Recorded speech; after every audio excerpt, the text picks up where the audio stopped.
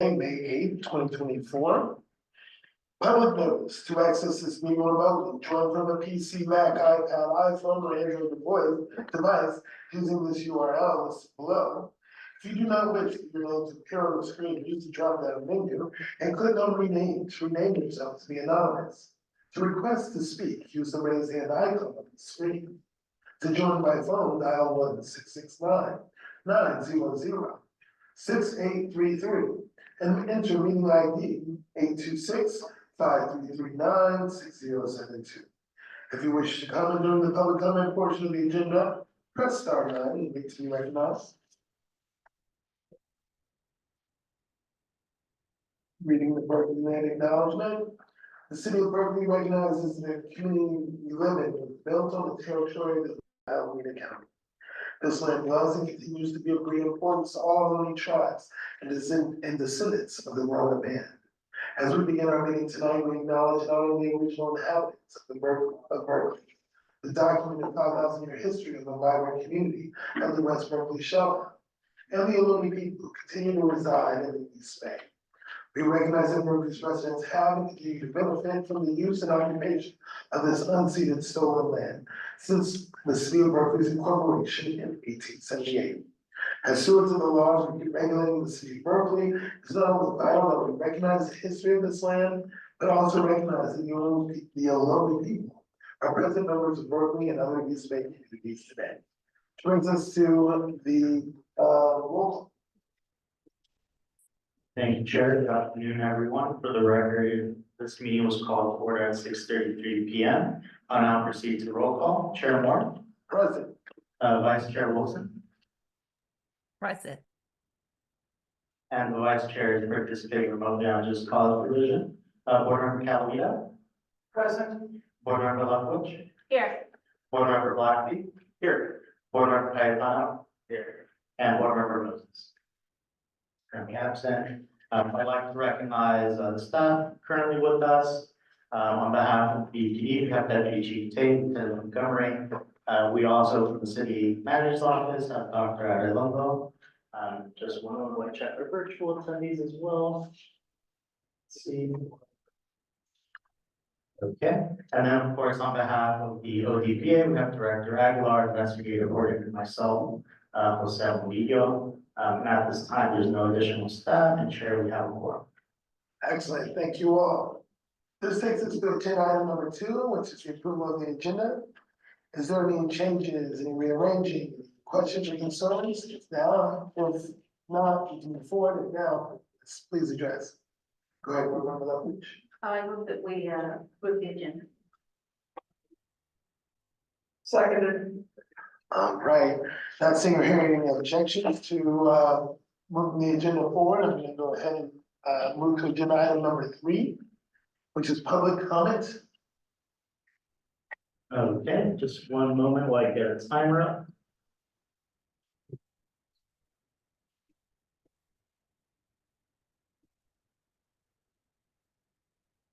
Okay, as always, speakers are generally allotted up to 3 minutes, but maybe a lot less time if there are many speakers. They may comment on any matter within the board's jurisdiction at this time. I'll start with those physically present before moving on to those attending virtually. At this time, is there anyone who's physically present and would like to provide public comment?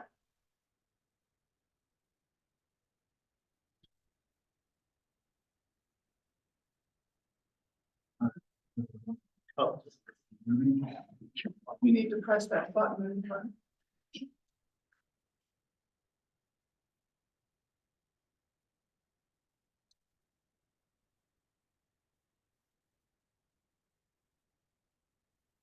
Okay.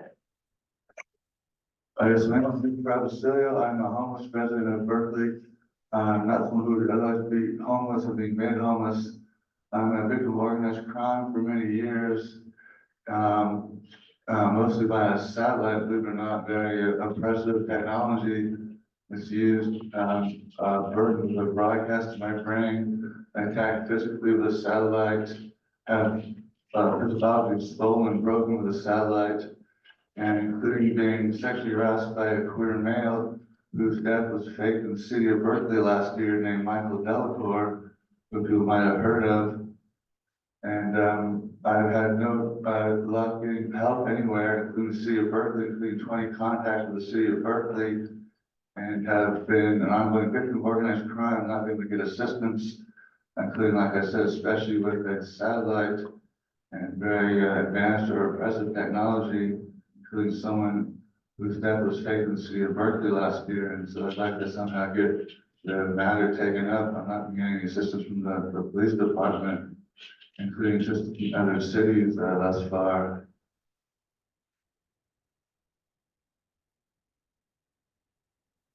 I've asked if the board could take up my case, if otherwise, help me where I can get assistance somewhere in the city, in the council or otherwise.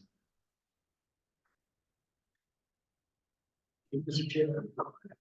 So if you're interested in filing a complaint, we can definitely assist you with that. We can do it after the meeting, like, or we can, if you need your contact information, we can contact. You know, whatever the best process is, I'm harassed on a daily and nightly basis, including said by a gay male, sexually harassed by a gay male, Michael Delacour. Death was supposedly took place in the city of Berkeley last year. Was known as a 50-year People's Park activist, apparently was some kind of Asian. So kind. Sir, so we can talk to you afterwards to see if this is something we can investigate, or we can send it to the appropriate agency within the city. Yeah, whatever you think is best. Thank you, sir.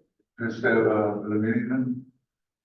We can have our investigator connect with you. Yeah, she can stay.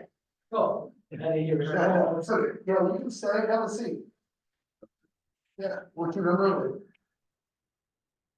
Okay, at this time, is there any other speaker who would like to provide public comment?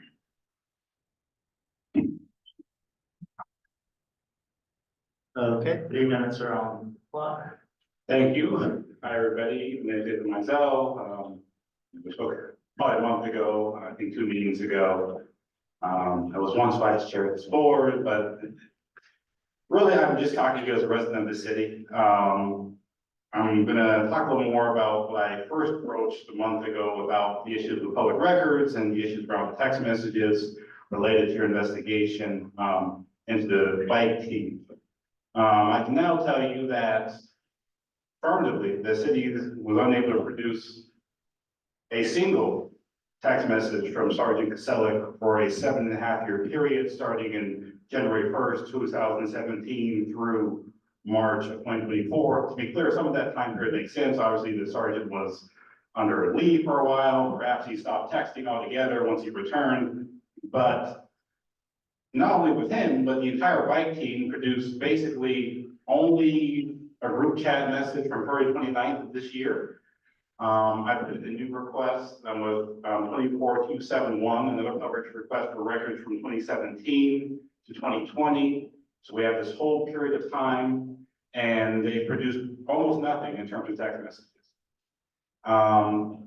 This is highly concerning for a number of reasons, but as I had said back in November of 2022, actually on this board, I was concerned specifically about whether these records would get deleted, disappear, whether they existed, we need more information. Well, it is very clear that the city, and I don't mean y'all, the rest of the city, did not do its due diligence in maintaining these records.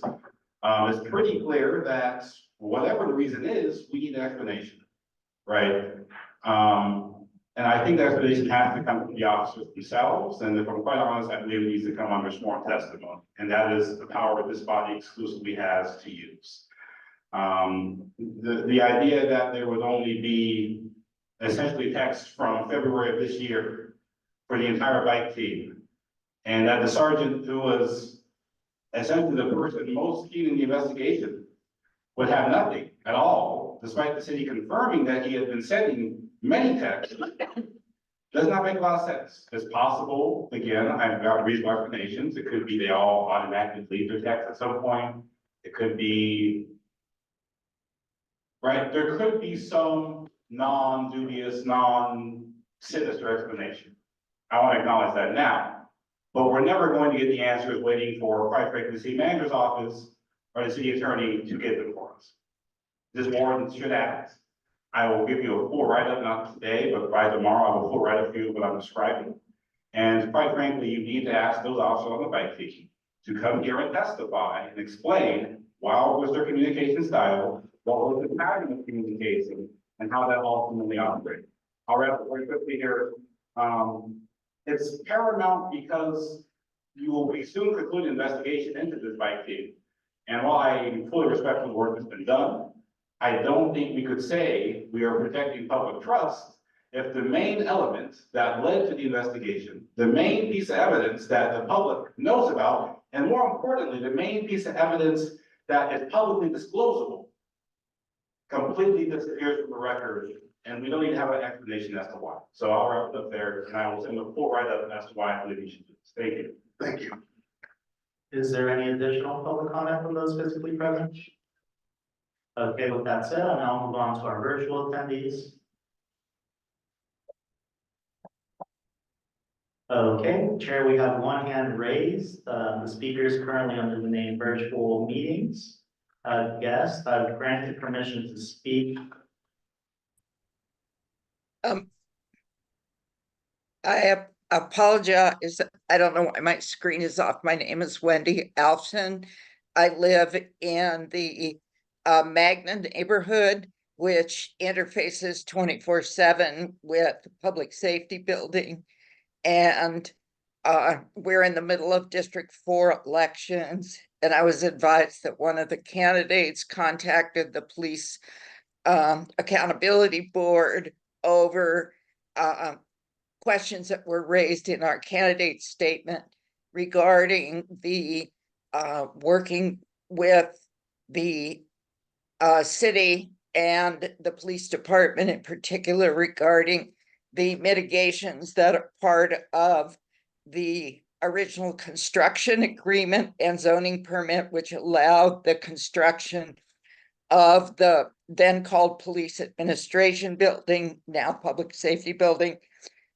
And I just wanted to take this opportunity to request that we have a person within the public safety building to whom we can address issues that arise, like police sirens are supposed to not be turned on until either MLK or University Avenue, especially at night. It's one of the written conditions. And there's several others that have to do with noise and maintenance and such, parking. And from time to time, these issues arise. We don't currently have anyone who receives these issues and can respond to them. You know, they just go in the general information hopper.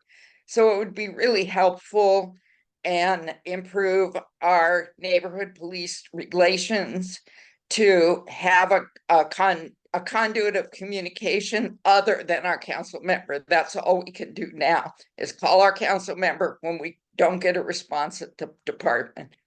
And that's not very fruitful for anyone. I don't believe it really is a matter of the Police Accountability Board's jurisdiction, but because it was raised, I just wanted to come and request that a person or position be named to whom we can address these concerns and who can find out from an appropriate person within, you know, a reasonable time compared to the urgency of the matter. And others, we understand this is almost never an emergency, and that most of what the department may be dealing with is emergencies. So, but it would be helpful to have a way to get these things resolved without having to make a major incident out of them. Thank you. Thank you. Chair, at this time, there are no additional hands raised from our virtual attendees. Right, that takes us to agenda item number 4, approval of the minutes. And first, that's minutes of the regular meeting from April 17th. Any? Motion to approve the minutes. A second. I'm not seeing or hearing any objections to that, so we're gonna go ahead and do the same thing for the minutes from our special meeting from April 24th. May I have a motion? So moved. And seconded. Excellent. And that will take us to agenda item number 5. Approval, all right, ODPA staff report. Good evening, Chair Moore and members of the board, fellow staff members, members of the public. For today's report, we did put, a light training, and we'll get into that in just a moment. But I also did want to acknowledge my colleagues at the city manager's office to see if they wanted to provide, any brief updates, and then I'll go into my. You okay? Wonderful. Thank you, Director. Not really, no, is it working? I'll use my teacher voice. Can y'all hear me now? Wonderful. All right. So thank you for this opportunity to provide an update. I brought along hard copy flyers in person and have emailed a digital copy to Director Aguilar and team. The city of Berkeley is going to be providing a status update at next Tuesday's council meeting. I want to say we're number 27 on the action calendar. So our spring 2024 report is live on the city's website. And during this presentation, we're going to be providing updates with regards to key milestones and just things to be mindful of as we transition to phase 3 of reimagining public safety. So this is an open invitation. Looking forward to seeing you all there, whether virtually or in person, and looking forward to being in touch. See if my colleague Rex Brown has any. Rex Brown, the officer for the city of Berkeley, and you covered it all. Thank you. Thank you, Mr. Chair. I would like to reserve my updates until our guest speaker has the opportunity to present today. As you know, and for members of the public, within the city charter, there's a provision that requires voluntary mediation of complaints. We do have contracted, we have a relationship with Safety Associates, and Ms. Najwa Safety is going to be here to present about our mediation program that we have. Any case that we get, we screen it for potential mediation. We ask complainants. We haven't utilized this, in my view, enough, and I want us to make sure we're promoting it more, making members of the community comfortable with it, and whenever we can, send cases to mediation to resolve some of these cases. But now I'd like to turn over the floor to Najwa Safety.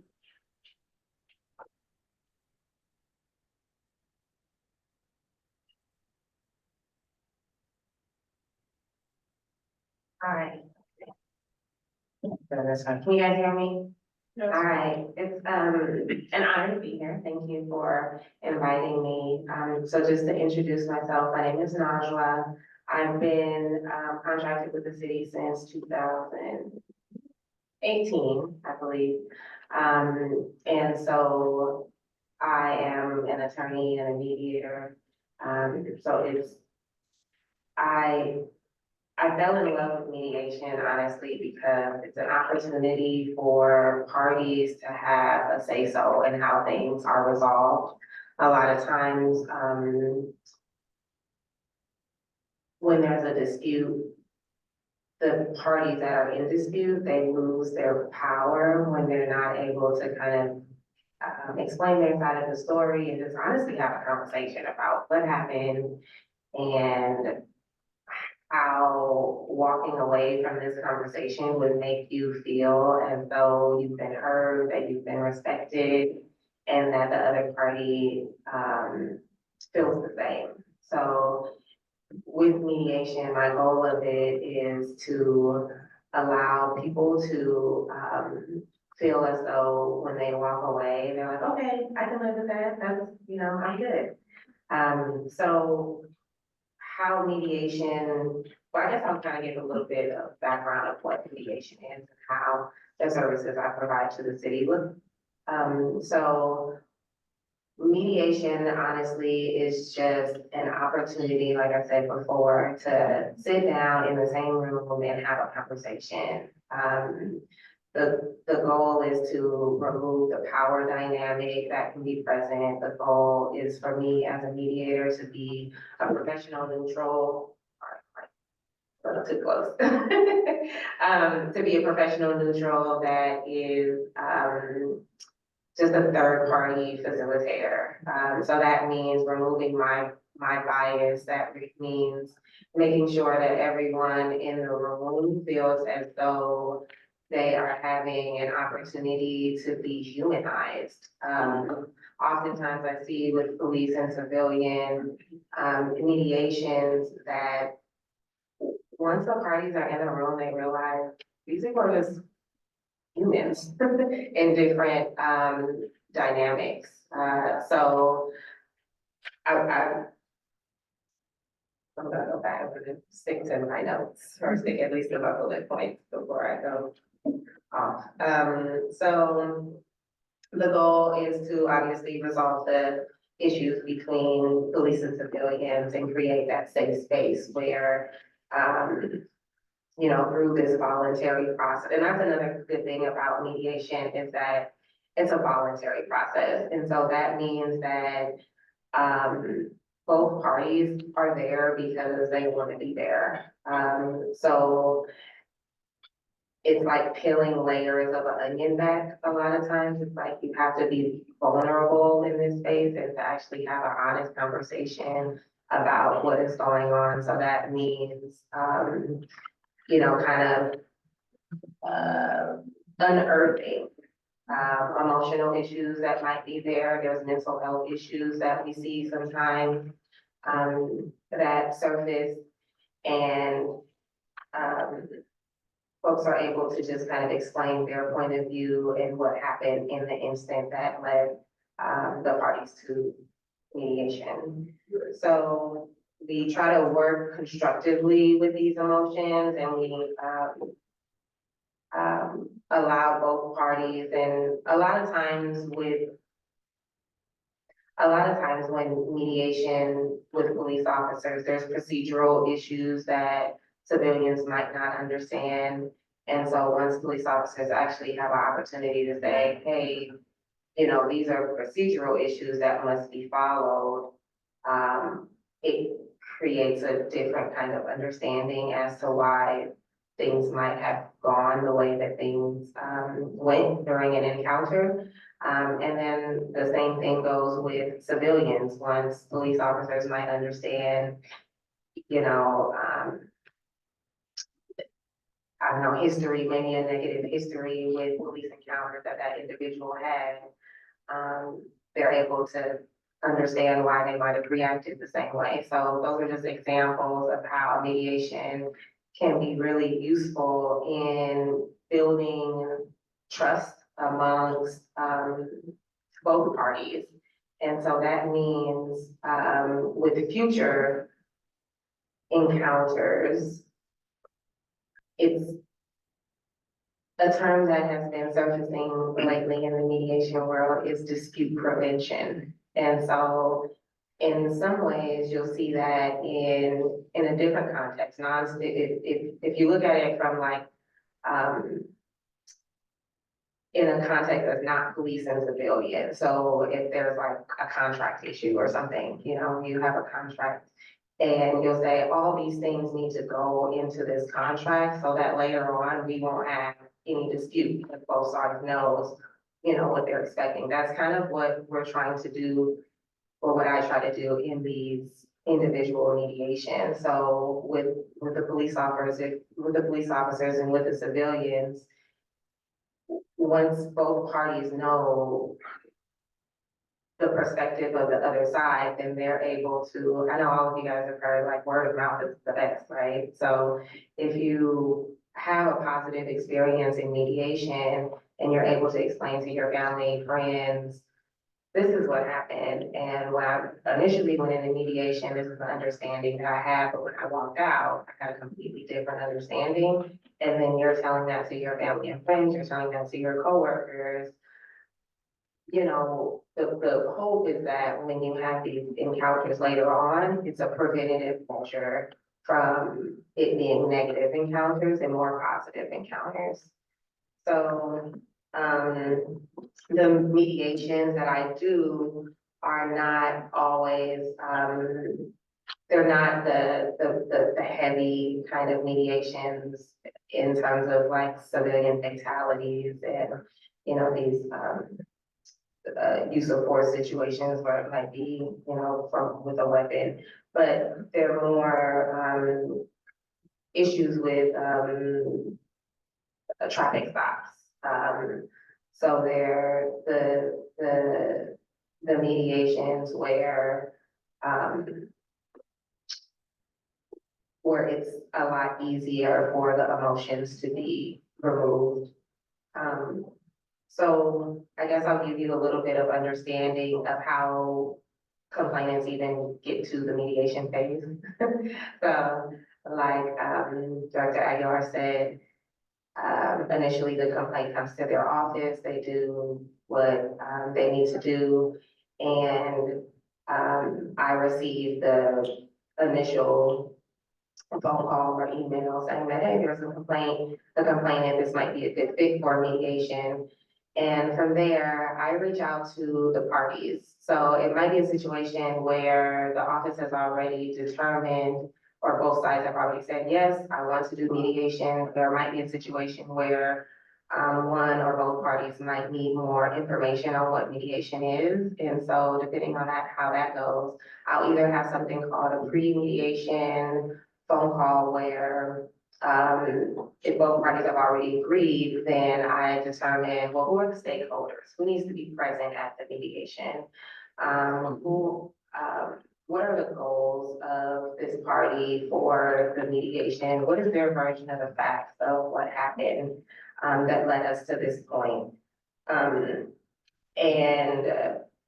You know, just anything else that they might want to let me know. The important part about this conversation and all the conversations that happen with me and even throughout the whole entire mediation process is that it's a confidential process.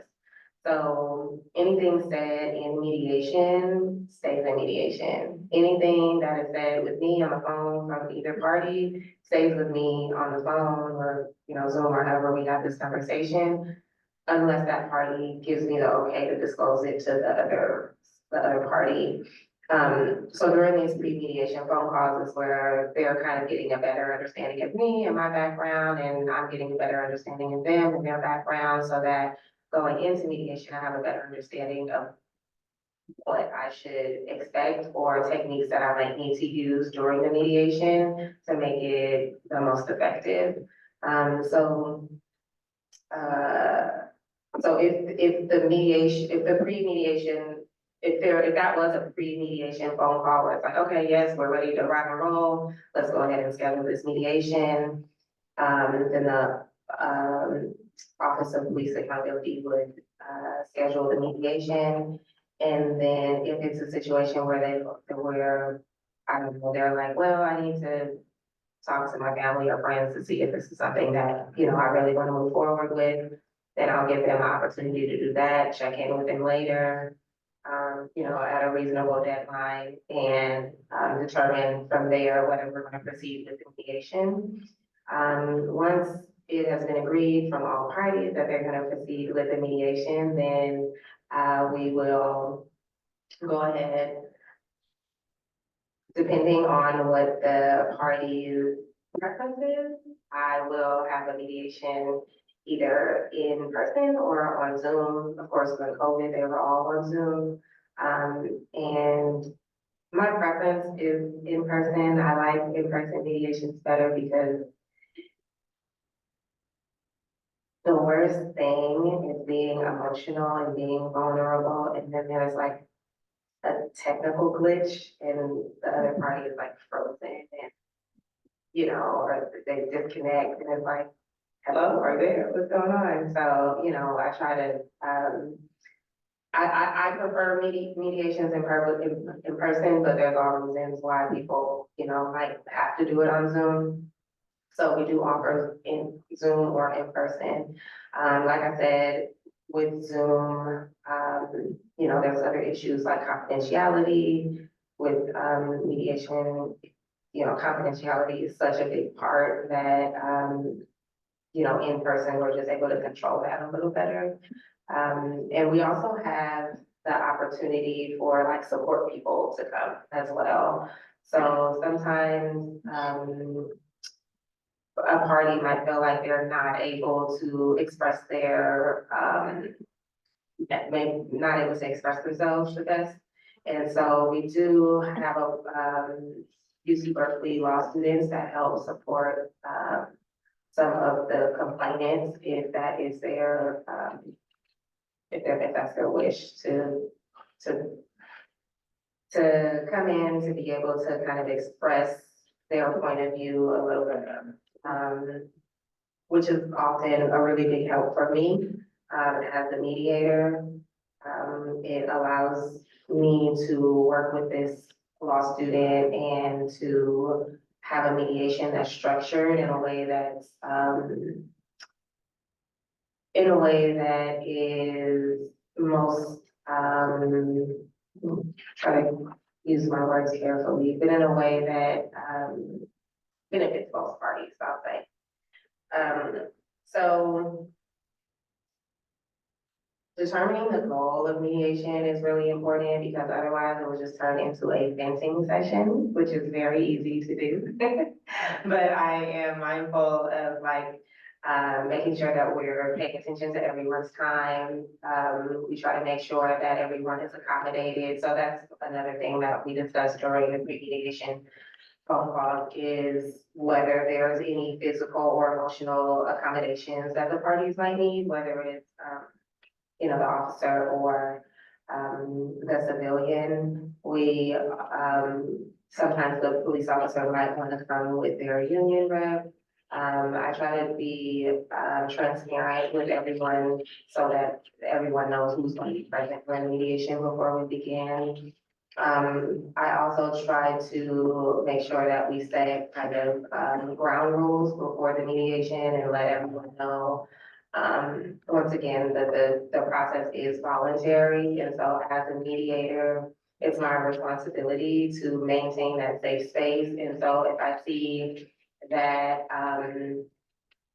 either party, whether it's a civilian or the officer, is not, maintaining, or we have an agreement to mediate, that kind of sets ground rules at the beginning of the mediation.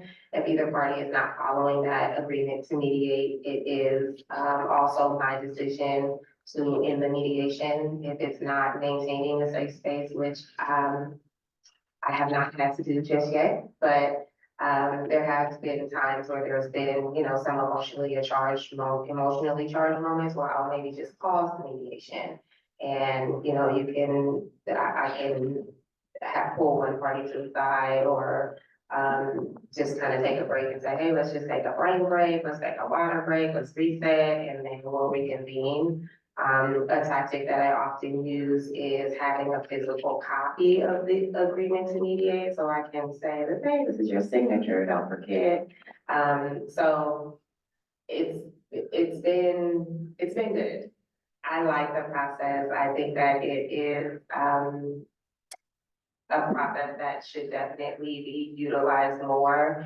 And a lot of times I think it's, a process that most people feel comfortable with. There's different types of mediations in different forums. So with these mediations, they do not resolve in a written agreement, because these officers are not able to have the city agree to anything through these mediations, but they're oftentimes left with a better understanding. And so that better understanding goes a long way. So I just want to give kind of a context. So the way that our brain works, there's system one, and it's impulsive, and then there's system two, where it's more well thought of. And so the goal is to kind of have an opportunity where it's less impulsive thinking during these police interactions, and more of more of a well thought of, and I know oftentimes, you know, there's only a moment to think. But when something is like fresh on your mind, a lot of times your impulsive way of thinking would be in a way that is reflective of, you know, what you have just, you know, what you just experienced, so, that's pretty much it. Does anyone have any questions? I hope that was helpful. Okay. Alderman Clappage. Yeah, thank you for that. I have just a couple of questions. Sure. If the complainant wants a mediation, you said it's voluntary, is the officer required to participate or can the officer decline? The officer can decline to participate as well. Okay. So both parties have to agree to mediate. And if the complainant isn't satisfied with the results of the mediation, can he or she still file a complaint with this body? No, so either you're mediating or you're agreeing. I saw Director Aguilar, you wanted to say something as well? Yeah, so procedurally under your interim regs, we have received the complaint at that time before it goes to mediation. Under their agreement, both parties have to agree. They're also agreeing that if it does not get resolved in mediation, that's it, like, they're agreeing that our office will no longer investigate. So the mediator will notify us what the outcome, or not the outcome, but just that the mediation's been completed. And if they were not satisfied, they cannot come back to our office for us to continue investigation. The only time they can continue is if the subject officer withdraws from mediation, then we can continue the investigation. And that's because of our own regulations? Correct. Okay. And then the last thing I was wondering, during the course of the mediations, do you ever, or any policy recommendations jump out at you that perhaps you would recommend to council or to this body? Or are you primarily just dealing with the relationship between the two individuals? So that's a good question. Like I said, mediation is confidential, so we will have a conversation about whether the mediation, you know, whether the issues were resolved or not, but I won't go into details about how they were resolved or the context of how the mediation went. So in terms of policy, that is not something that I go into, but if I see that something can be an issue later on in the future, that is something that I will bring up without breaching that confidentiality. Okay, thank you. Alderman Moses. Yeah, thank you so much for the presentation. Just a little bit of a follow-up on board member Lindbergh's question. Can you talk a little bit more about what that completion of mediation typically looks like? Yes. So with the completion of mediation, in other instances, it would be a written contract. So with the mediation here, it's not necessarily a written contract, but it's more of an understanding. So a lot of times in mediation, I do something called reflecting back. And that means that I reflect back to understand what the other party has said. And so sometimes that technique is used with police officers so that they are reflecting back what the civilian is saying and what the civilian will reflect back what the officer is saying, so that it's a mutually agreed upon resolution. So it might be something as simple as an apology. Apologies actually go, you know, a very long way. Like I said, humanizing the officers, like that's big, you know. Having someone being called the correct gender pronouns can be a really big thing where, you know, we get to have that dialogue. So it's more so a mutual understanding, and oftentimes we're able to do that by having the other party kind of orally say, I understand that you were triggered by this because of, you know, a past situation. You were triggered by, you know, you're a police officer and you just want to go home to your kids. You're, a civilian and, you know, you're not, you might not be receiving the correct, you know, mental health support that you need, and this was, you know, something that just escalated, more than it would have if I would have noticed that, you know, there was a mental health issue here. I mean, it kind of depends, it's situational, every mediation looks different, and every participant in the mediation requires something different. So that's why those pre-mediation phone calls are very important, so that going into the mediation, I can have a clear understanding of what does this party need to feel as though it has been resolved, the issue has been resolved. So, I mean, just being honest, a lot of times it's like, I just want an apology. So, Anyone else? Board Member Blackeney. How many have we done of these? During my tenure, I don't believe we sent them. Okay, and you mentioned, you know, sometimes dealing with a complainant who may have mental health challenges, others. Are you usually the only person in the room, or are there other people who might also participate if you feel like you need that support, just out of curiosity? yes, so, everyone in the room has to sign a confidentiality agreement. And so if there is a mental health issue, oftentimes, that person will ask for a support person to be present, and as long as the police officer is okay with it, then that person can be present. Like I said, the, UC Berkeley, students, they, help with that as well, and they help a lot of times just kind of keeping the, complainant on track, without silencing this person. And yeah, so I forgot to say one thing also. If the mediation is, during a time when a police officer is off duty, I 100% of the time ask them to come in their regular clothes and not in their police uniform. And a lot of times it goes off a long way too, because it's like, oh, you're just showing up in the hoodie and some jeans also. And the last thing, Like me. yeah, about that support session, I do think it's like really important, and I know this happens, but I share a little bit of that concern of like, that the complainant knows that if they do this, it's gonna, this is the, and it's great, like, I think it can be very positive, but just wanna make sure they're fully advised and know that they're making that choice, that they know they will not be pursuing the complaint that, you know, so, okay, thank you. No problem. Board Member Calhoun. So have you done any mediation with complainants that come into our office? Complainants that, You've done mediation with some of the complainants that have come into the office of the director to file a complaint?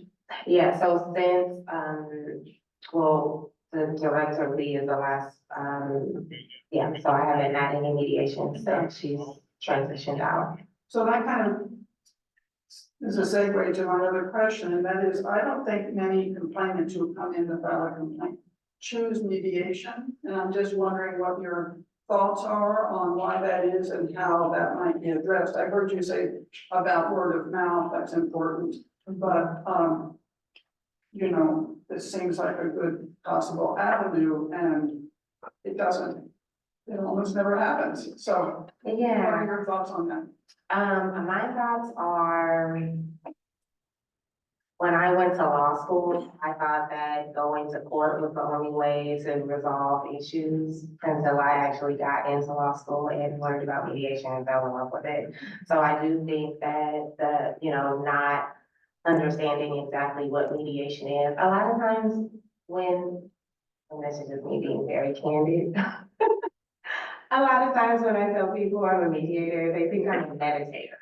So, I mean, it's like, if you don't understand, when you see mediation, you think, meditation, and it's completely different, it's something completely different. So I think it's really just lack of understanding of what mediation is, lack of understanding of,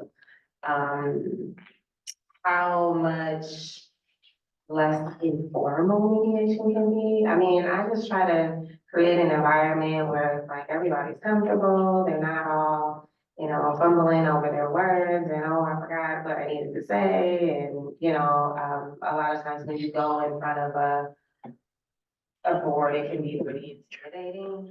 And you see the same thing in court, people come, it's like they have the perfect argument laid out until you actually get in front of a judge, and it's like, I forgot everything it needs to say, everything it needs to say. So, I do think that it's a situation where if people knew and really understood what mediation was, that more people would participate. But you don't know it until you're actually in it, and then you're like, oh, I should do this. Thank you. Yeah. Vice Chair Wilson. I just didn't hear, I didn't hear the answer to the question of how many mediations have occurred. I think you answered it, but I didn't hear. Oh, okay. So can you hear me now? Yeah, I can. Okay. I haven't had any mediation since the transition has happened. So the last mediation I what year was that? When did this transition happen? I forgot. Yeah, so it's been a while. COVID affected it a lot. So. Okay, and then before the transition, about how many happened every year? I don't know, just to get a sense. There still weren't very many. Like I said, a lot of times people, they don't understand that mediation is even an alternative. Even when they're told, they still don't understand like exactly what that means until they're actually in it. So before COVID, it might be, maybe 3 a year or so. Still not very often. Okay, thank you. As often as I would hope. Hi, thank you for being here. I have a friend, I got my mediation certificate in college, and I have a friend who does mediation for more traumatic, and violent encounters, and so I'm familiar, and I appreciate the work that you do. I guess I have one question for the director and then one question for you. My question for the director is in our interim regulations, are we allowed to recommend mediation even after the timeline has expired?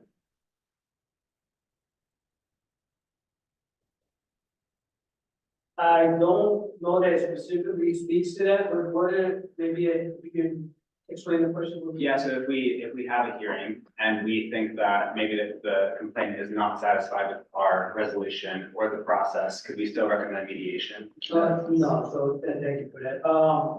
And I'm looking at the language right now, so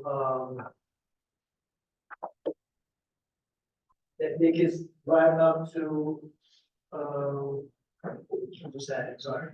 But I think it's up to the point, the complainant made, and then I'll share this. And they were The complainant may elect to enter mediation up until they are notified the director has submitted findings and recommendations are set forth in section 1, 2E1 below. So if you're at the hearing stage, I have already submitted the findings and recommendations. And this is the other section I mentioned, that once both parties agree to mediation, the complainant no longer has an option to have the complaint investigated and to proceed to a confidential personnel hearing unless the subject officer withdraws from mediation. I think it's worth exploring to have mediation be an option even after a hearing, or not a hearing, but a finding is made. I think that it could be another option for them to be heard. So I think that maybe we can talk about it later. But for you, thank you for being here. My question is, do you also do mediations between two civilians, as you're saying, because we have a lot of complaints where, it's a neighborly dispute and, the police might think the police are not doing too much. And we have people who come here and speak on public comment who, talk about neighborly disputes and think the police are not doing enough. And so in those circumstances, do you offer mediation, for the city? Within the scope of my contract, I do not. Also interesting. Thank you. I did want to also say, I wanted to expand on the confidentiality aspect of it, because I don't think I said this during, my initial, words.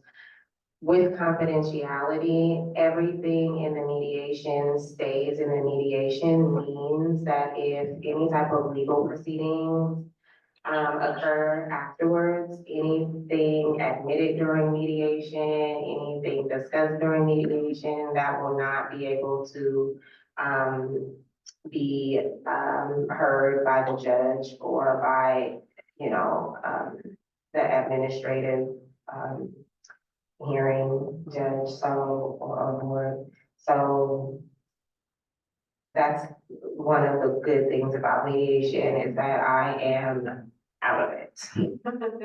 I do my mediation and then I cannot be called later on as a witness or anything like that, unless it's something where there's like some imminent harm, some immediate harm that's happening, and then I have to, report it. But other than that, any type of proceedings that happen afterwards, a judge will not even consider anything discussed in mediation or conversations prior to the official formal mediation. I just wanted to make that clear. Just one follow-up question for the office. How is the mediation option presented to somebody that's coming? So we conduct the interview, we even in the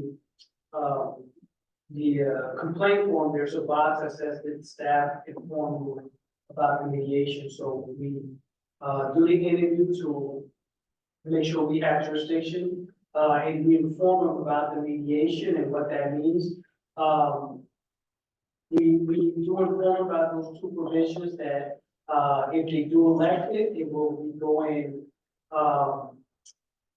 We will no longer investigate it. And one of the things I talked earlier this year with the Berkeley students, we talked about that last semester, but also safely was about having more materials and promoting our mediation program more to really break down what that means. Informational video that can really kind of spell out what mediation looks like to demystify it. So, but currently what we do is just explain it to them after the interview. And it's an active decline right now. Correct. Active decline. Yes. Are there any other questions? Then I'd like to express my gratitude for you coming in here and giving us this lesson in effective mediation. And I appreciate your time, energy, and effort. Thank you very much. Thank you. Thank you for having me. Thank you. And Mr. Chair, if I just wrap up the staff report section, just a gentle reminder, we're in Mental Health Awareness Month and also Asian American and Hawaiian Pacific Island Heritage Month, so just want to make sure we highlight that. There are some legislative updates that have been provided to you in the packet. I won't go into it unless you have any particular questions. Gentle reminder that budget presentations are underway. The DPD did present today, and I know that the subcommittee is going to also present something to the full board today. Our office will present our budget request tomorrow. Another gentle update, our office location is underway.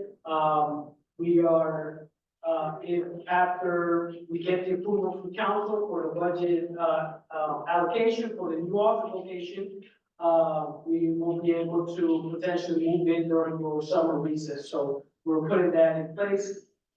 And another tangential thing that our office has become aware of a particular grant by NIJ that can progress the police accountability work. So we're reaching out to the different city stakeholders. There is a administrative regulation that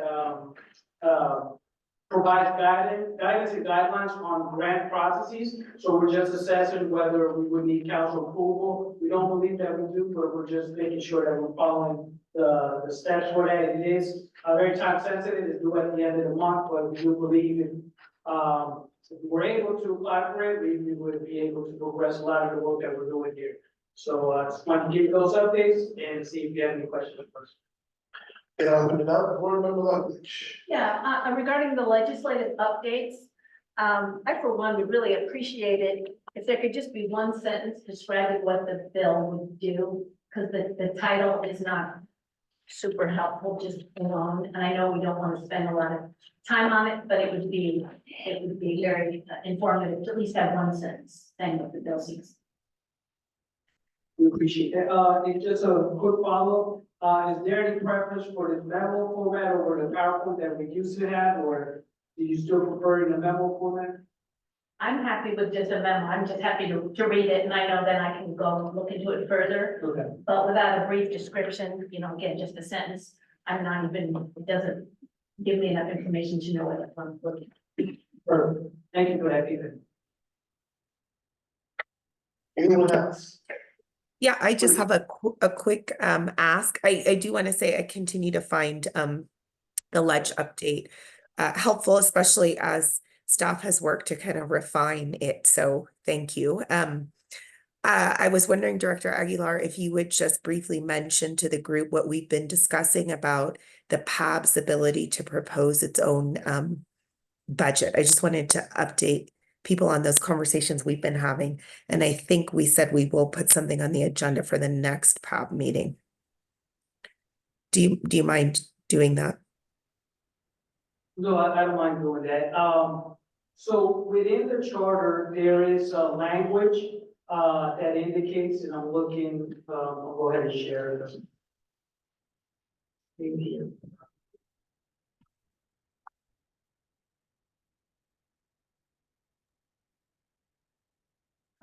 I think it's 4B. Oh yeah.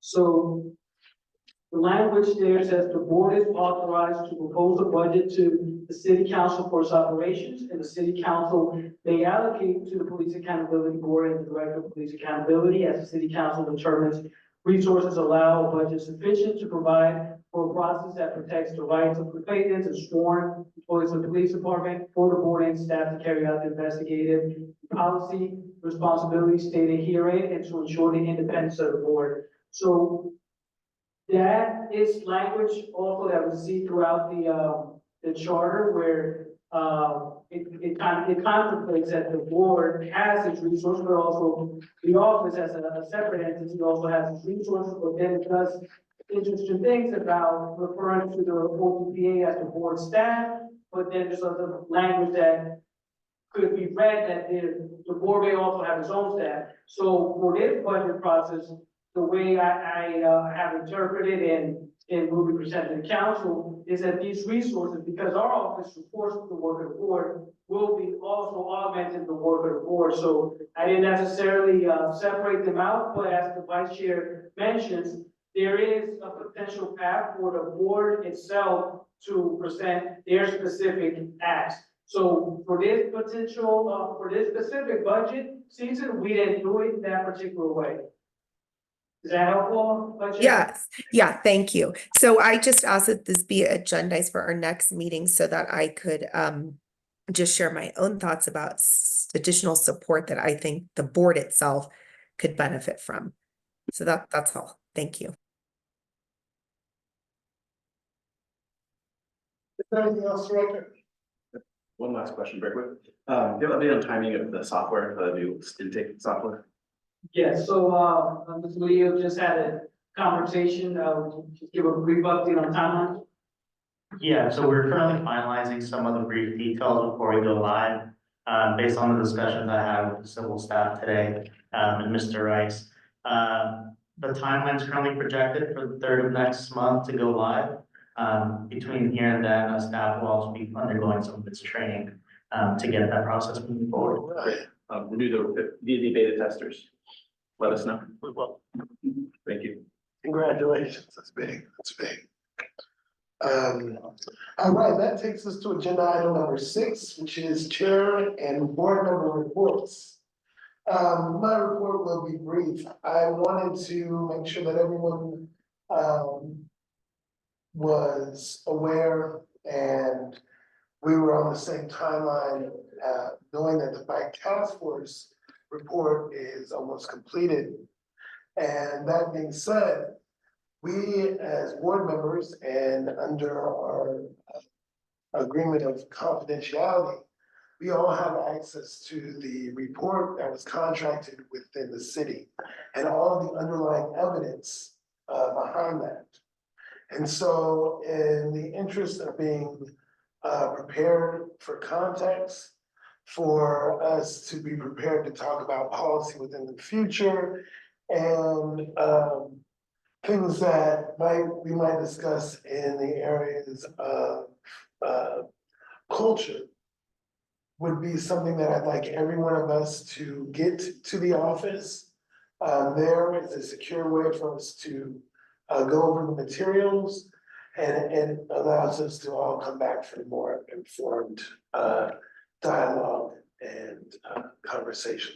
So I wanted to make sure everyone was aware of that access, that within, I'd say, the next 7 to 8 business days, you find a way to get down to the office, and the office will make sure that you have access. So I'll just chip in here because, I also went to the office as the chair of the subcommittee on the task force. And it is very much worth your while to go down and review the materials that we have been given access to. And, I'm not sure that it's paramount that everyone has a chance to do all of that because it is time consuming. We can discuss, I suppose, whether we need, but the chair just mentioned that it'd be really good if people could do it within a week or so, because really the report is, almost there. And it'll be made public at one of these meetings and we'll discuss it, and it would be really good if you had the ability to review those materials. Thank you, Board Member Calvino. Now that's all that I have to share at this time, but I'm going to open it up to other board members. If there's any announcements, anything that you'd like to bring up now is the time. Okay, not seeing or hearing any, I'm going to go to agenda item number 7, which is Chief of Police's report. Deputy Chief Tate, you have the floor. Awesome, thank you. Good evening, everyone. I just want to start with a quick staffing update and share that we are scheduled to have a new police officer graduate from the police academy on Monday next week. That's exciting news. We also had a conditional job offer to a lateral police officer today. While both of those things are amazing, we also had 2 officers retire in the same period, which is leaving us a bit flat. As was already mentioned, we did just present on the annual budget today, and we know that the PAB is going to be talking about that tonight. We wanted to share that we do appreciate the subcommittee's collaboration and analysis that you did, and apologize that we didn't have time to work more thoroughly through a response to provide prior to today. One of the items I wanted to share that we discussed today as or highlight is one of our top funding priorities for fiscal year 25-26 is to contract with a different specialized recruitment and marketing firm that's engaged, more engaged in the competitive hiring landscape specific to public safety. So that was one of our top priorities that we discussed today. We did receive positive feedback from the Budget and Finance Committee on moving forward with the EIS platform. We definitely look forward to collaborating with the board on that project in the future. And for those of you who are already aware, this week the department was able to provide digital access to the legal source book. So we also provided any information that if you have issues accessing the legal source book, please do just reach out to us. In closing, we understand that the board is looking to explore how the chief or my comments might be most beneficial to the board.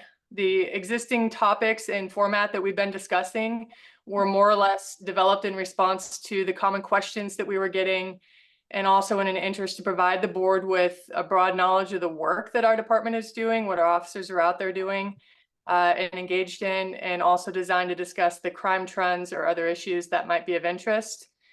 We look forward to refining our message to best suit the board's needs, and I will share that the chief will come to meetings as her calendar allows. But I will for sure be here as your liaison and also to share her message when she's unavailable. And that's all I have, unless you have any questions. Are there any questions? I have a quick one, that we can chief take.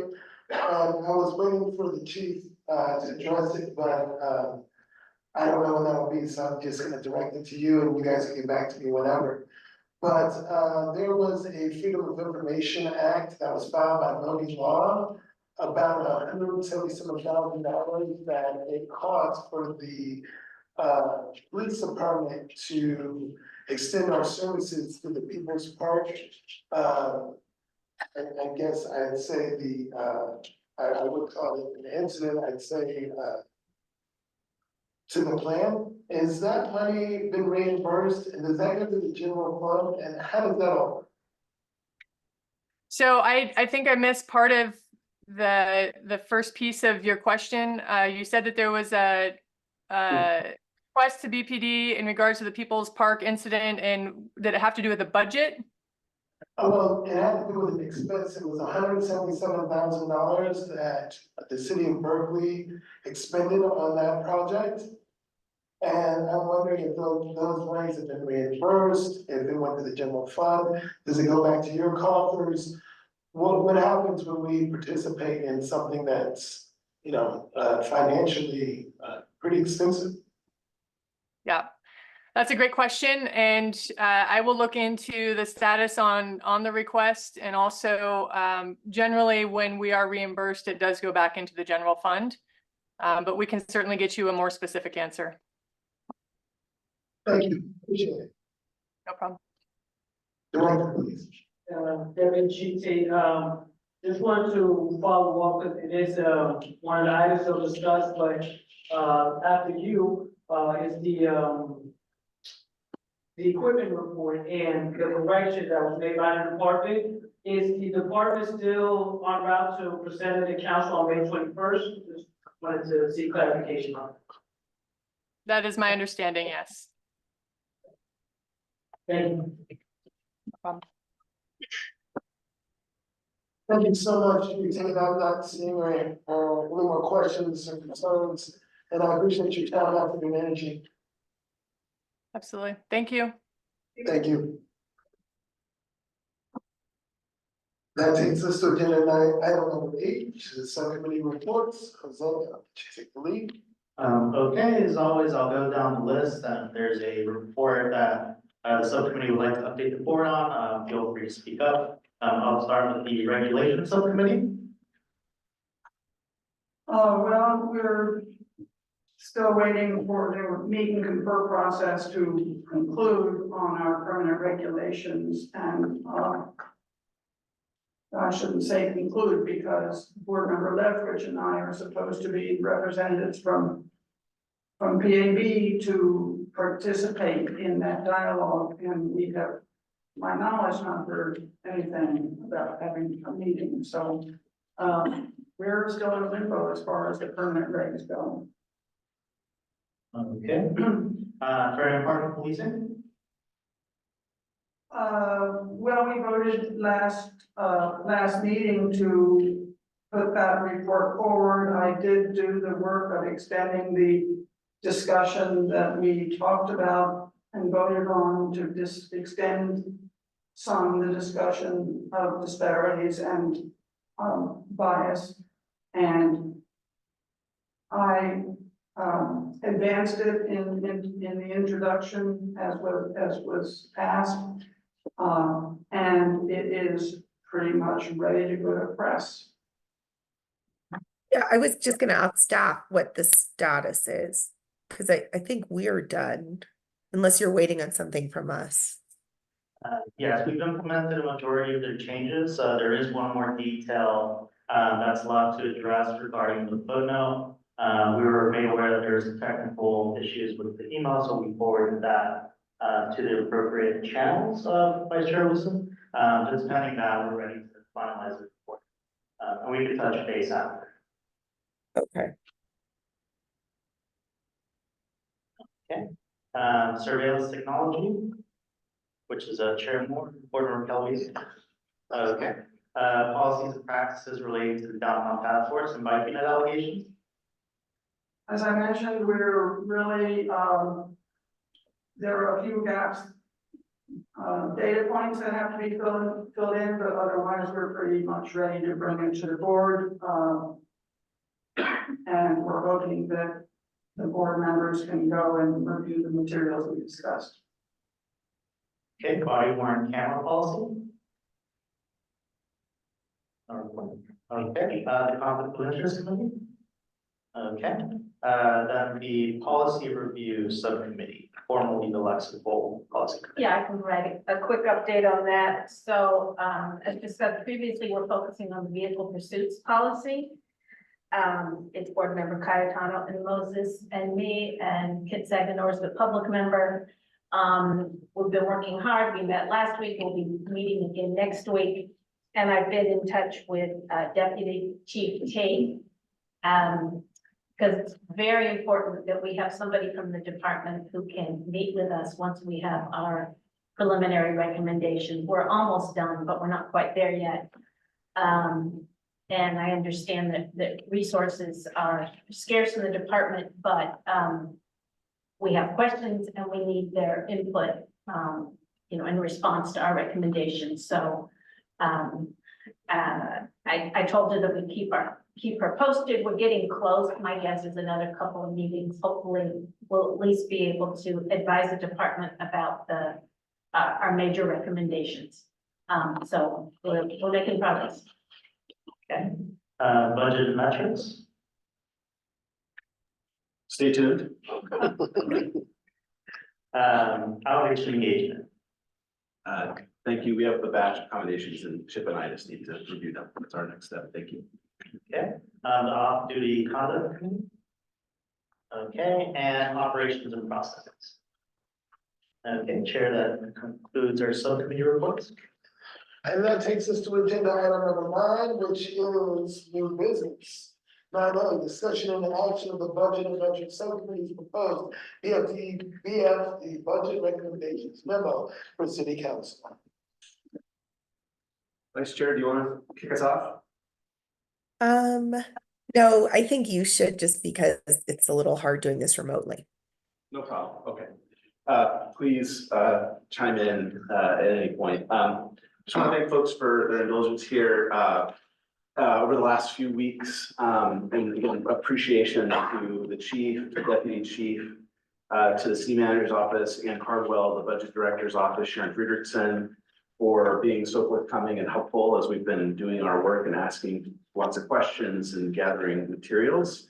You'll see in sort of the attached memo what we've proposed the communication to council to be. Under the charter, this is a responsibility that the board has, or I guess it's an opportunity that we have and a responsibility that we can choose to take to make recommendations alongside the budget process, which is well underway now. As the director mentioned, the BDD presented their first version to the Budget and Finance Committee this morning. And over the next 6 weeks, there's an iterative process, feedback from the council, feedback from the community.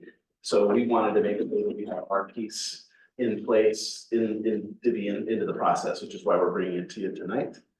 I'll just highlight kind of the way we really went about this.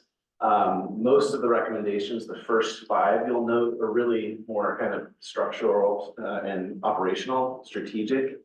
They don't necessarily just speak to this budget, but the process that we think would be more useful.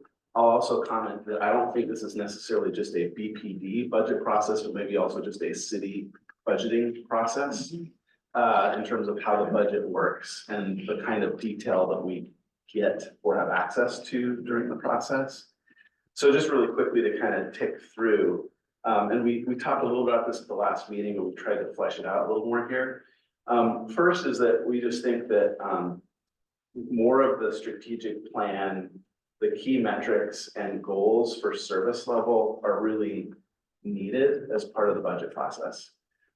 It's hard for us to ascertain, and I think frankly, probably hard for the chief and hard for others. I won't speak for everybody else, but it's hard to know what the right level of budget is or what the right level of staffing is if you don't know kind of where you're headed or what metrics you're tracking to. What are we doing well against? What are we not doing so well against? And so I think the vice chair and I, as we went through this process, everything seemed fair and reasonable in terms of the budget, but we kept kind of coming back to the question of like, well, to what end? You know, what are we trying to do, or what's good? You know, what's success beyond just getting to the 181 sworn officers, because that's what we're authorized for. To what end, right? Is it to get better response times? Is it to allow officers to have more time on calls? Is it to make sure the dispatch responds to calls in a timely manner? Like, what are we tracking to know whether we're on track or not? So I think that's what struck us through the process, and we just need more of that. And again, it's not a particular, I think the things, same thing probably could be said for most city departments. We've only been looking at the police department, but we just think that would be really helpful to guide the budget processes, to know that, have a North Star. I know Board Member Moses, you chimed in on that last week, and so we just wanted to take time to talk about that. The second piece is then similar, it's related.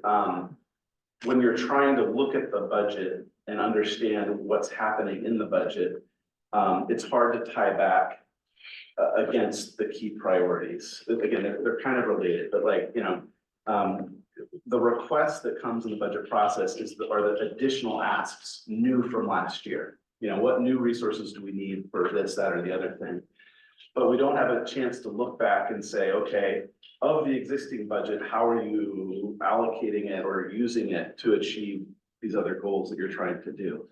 You know, if you look at data about clearance rates or data about increasing upticks in crime and property crime, whatever, it would be interesting to see, are there changes being made in terms of how the budget's being deployed to respond to that? It's hard to tell, right? We can't see that with the level of detail that we had. So the second point is just, it would be nice to be able to see the next level down, to see how the budget is being allocated towards the key priorities and in support of those priorities. So those are, I think, the two big things. 3, 4, and 5.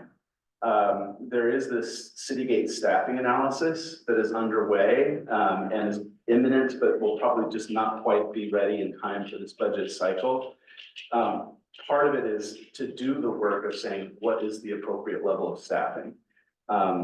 Again, we're a little bit unsure of how they're determining the appropriate level of staffing. We think having these goals in number 1 would be nice to inform what the appropriate level of staffing is, but there is some work by a consultant to help present. Is it 181 officers, is it 171, is it 191? What is the right level of staffing and how should that staff be used? So we'd love to see that, and obviously council should weigh in on with that as soon as that's provided. Fourth, again, as we said, it looks like the budget request appears largely to be sound.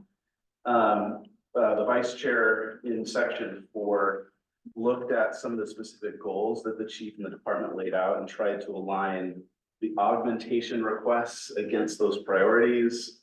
Some of them we could line up, some of them we couldn't. So we're just trying to go through the exercise of tying this back and saying, what are the goals that you've articulated, and do the new requests support those goals? And in some cases they do, in some cases they don't. 5 is a kind of a comment about overtime and MOUs with outside staffing projects. And our strong, and again, talking to the chief, I think this is generally what's being done, but we just wanted to codify it a little bit here. Prioritize any overtime spending on BPD priorities. Again, especially if you have these service level goals and metrics, make sure that we're delivering against our priorities first before overtime gets allocated to other outside projects. And then as a side note, we heard a little bit about it earlier. there's not always a look back mechanism to make sure that once we do overtime for outside projects, where the money comes back, because it goes back to the general fund, even though it's not spent out of the police department. And then 6 is really where we made more specific recommendations. This is where we included the work that Board Member Cayetano has been doing on the early early intervention system. So we had one line item in the core memo here where we recommended that they actually, you'll see in the current budget request, they still have the line item for the RFP for the consultant. And based on the previous conversation we had, and also the conversation you've been having with BPD staff, we thought they should actually just create the line item for the system, not for the consultant. So we made that recommendation. I also put on the table in attachment 2 a few other areas that I thought were worthy of the board's consideration. Lee and I could agree, we certainly agreed on the early intervention system piece, but I had a few other things that at least wanted to put on the table for folks to think about. This is kind of, again, in the spirit of reacting to what we're seeing in the data and what we should ask in terms of budget priorities based on the data. One was around investigations. Should there be, again, I don't know if it's new funding, we can't tell whether it's new funding, but at a minimum, should there be some reprioritization within the budget towards more investigative work because of this uptake in property crime? I also put on the table some consideration. We're kind of in this limbo with BRCDOT not being in place and sort of state law running against us on the idea of civilian traffic enforcement. Again, we're seeing it in North Berkeley, we're seeing it in other places on high traffic and dangerous traffic corridors. This issue of increased pedestrian bike vehicle incidents. And is there an opportunity to at least think about, until BRCDOT is up and running, some sort of additional support around traffic enforcement? May not be a popular item, but for me, at least it's a consideration, because I do have concern that if this is deprioritized until BRCDOT is in place, I just have some concerns around that. And then a piece on SCU. Again, we know that SCU has very limited hours of operation. My sense is the early feedback has been good. It doesn't come out of the BPD budget. It comes out of the Health and Community Services budget. And so the sense that we should be doing more SCU. So there's additional things I put on the table, at least wanted the board to consider, and if there was support, I'd be interested in considering adding more of those. But the one that we certainly want to make sure we included was for the EIS. Vice Chair, I kind of went on my soliloquy, but if you have any additional comments, please. No, I think that was good. I would say that early on, we had solicited some information from OPDA staff that, as we tried to do some comparisons to other jurisdictions on both the budget question, so sort of funding for the police department per capita, just looking at it at the overall level, in comparable jurisdictions, and then looking at things like effectiveness with clearance rates. And we ran up against the problem that came up at our last meeting, sort of the lack of an agreed upon set of jurisdictions that BPD compares itself to, or that the city uses. But I will say that this is an area that I think it's very important, and I'll be curious to see if the Citygate analysis does include any of that kind of comparative data for us to consider. And the last piece I'd say is, generally, I would not be supportive of adding FTEs when there is a pending staffing analysis. And it is the case that the staffing analysis has been pending for quite some time. And during that time, several FTEs have been added. But with respect to the specific request that the chief has put forward for fiscal year 25, I don't think that any of these are necessarily going to be implicated by that staffing analysis, because they're really focused, other than the CSO conversion, on building up, I see it as the management and administrative infrastructure. So I felt comfortable, moving those forward. And the last piece I'd say is, I think Brent made it clear that our consensus recommendation is to recommend that funding be added for EIS implementation. I don't support addition of funding for the additional items listed, in part because we did not discuss them, and I haven't seen anything myself that suggests that they're warranted, nor were they included in the chief's request. And I'll say thank you to the vice chair. She did the lion's share of drafting, so I just want to acknowledge that. I made a lot of edits, but this is a lot of the vice chair's work. So I think we can, make sure that the part that our subcommittee agreed upon, we can tackle that first, and then open up discussion to the other points. Is that comfortable with everyone? Remember, Kato? Sorry, do you mind if I jump in? No, Happy to talk about the first 5. Thank you all, both of you, for all the work. It seems like you put a lot into this, definitely. I just had a couple questions. The first was about the way, sort of like a structural issue about how the budget process works. So it seems that they only provide line items.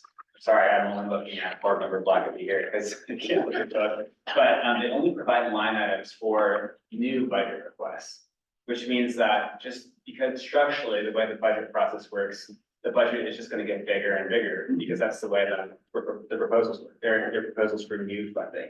And so there's no, my question is there a mechanism for evaluating the 99% plus that you evaluated or that you identified here of what else they're doing? Because it seems that you're only able to see line item by line the new funding. Yeah, and that's accurate, and I think that's a little bit of what kind of items 1 and 2 we're getting at, is we're trying to get more of the detail and the understanding. I mean, the biggest line item for sure is personnel and associated costs.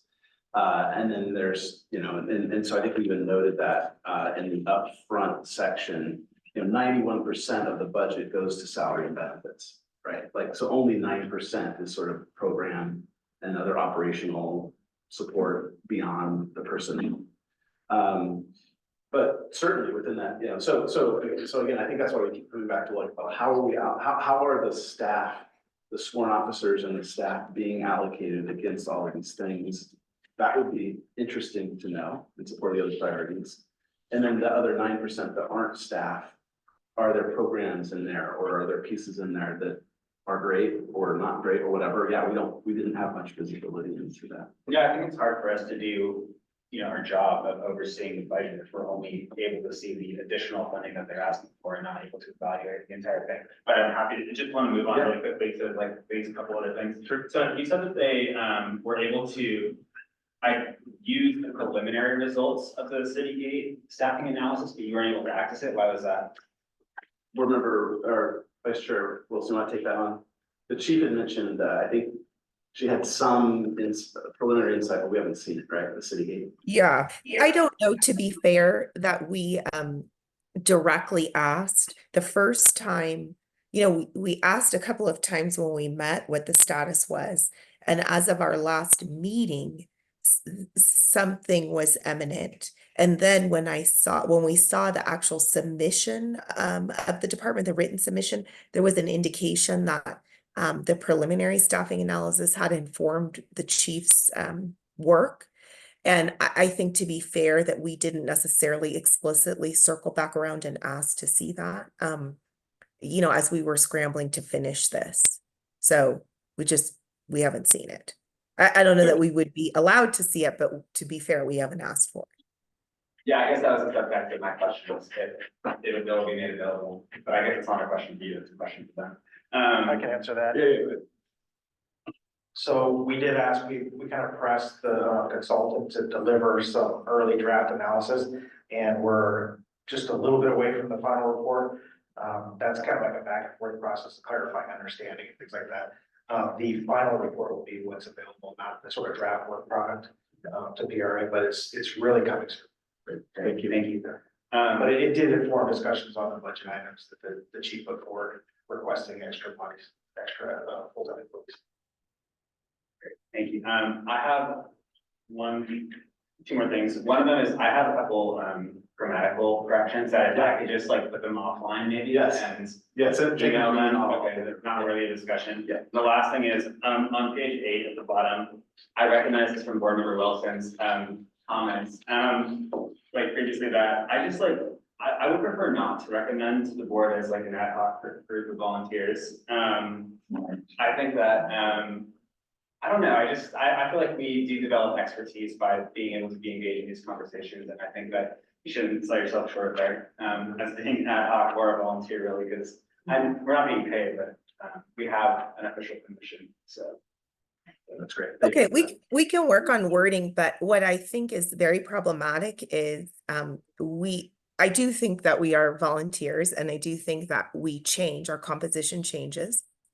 It takes time to develop expertise. And I also think it's not appropriate that like I'm sorting through a strategic plan that it turns out is 6 years old to try to find like priorities, and then seeing how those line up with what the chief has submitted, and then reading an annual report to try to find other priorities. That's not good governance for a city, period. It's not just related to the police.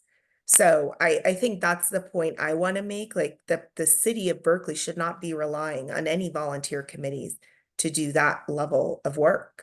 It's something we should see probably from the city manager's office, the way the budget development process is structured. So that's kind of the point I wanted to make, but certainly we can soften that to address your concern. Yeah, I think I agree with the spirit, which is that the PAB shouldn't be focused on such granular line items and more focus on big picture and, someone who has large piece. Well, maybe we say like, don't focus on us, we say, ultimately, this type of alignment should be being done by the city manager and the departments. Like, this is the work they should be doing and presenting, as opposed to deflecting and, anyway, I think we can write that in a way it's more affirming, not. Sure, that was all I have. Thank you guys so much. Thank you. Thank you. And thank you both for this. No, I thought it was excellent. I just want clarification about a couple of things. One, I heard Deputy Chief Tate say that they're going to be presenting the budget tomorrow. The department is, so I'm a little They did this morning, they had their. Oh, it was this morning. Yes. Okay, so I guess and that the request is for us to approve this memo to be submitted to the city. So, and maybe you already mentioned this, but I'm a little unclear procedurally. Yeah, it's. Where this, how And this. so it's still happening, the budget work is still happening at the Budget and Finance Committee. So it's basically, it's the mayor, Councilmember Han, and Councilmember Kesarwani are the budget committee. So they did a bunch of the departments presented today, a bunch more departments present tomorrow. And just talk about the development of the budget. They have a follow-up, I think, committee meeting in about 10 days to, I think, incorporate feedback from the committee and revise. So again, we're trying to get our memo in alongside all of this to be in the consideration process as revisions and changes are made. So I think the committee meets again tomorrow for the second half of the departments. I think they have one more budget committee meeting, and then there's at least 3 full city council meetings over the balance of May and June.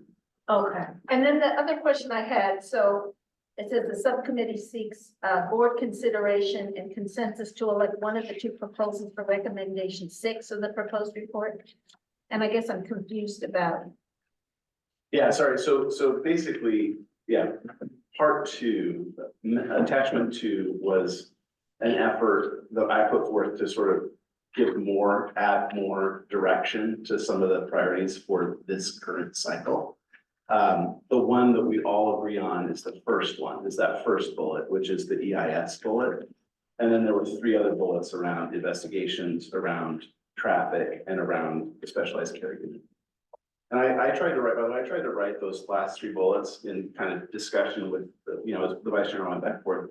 I'm not necessarily suggesting we need more money or should ask for more money, but more just as they think about how to break apart the budget and, within the top line total, that these 3 things we get some greater consideration. So greater consideration for investigations, greater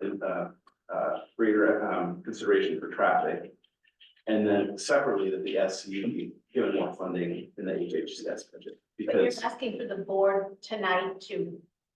add these to our, basically add 0 or 1, 2, or 3 more of those bullets to the EIS bullet that goes in the final memo to council. That's so sorry. Bullet number 1 is in the consensus memo.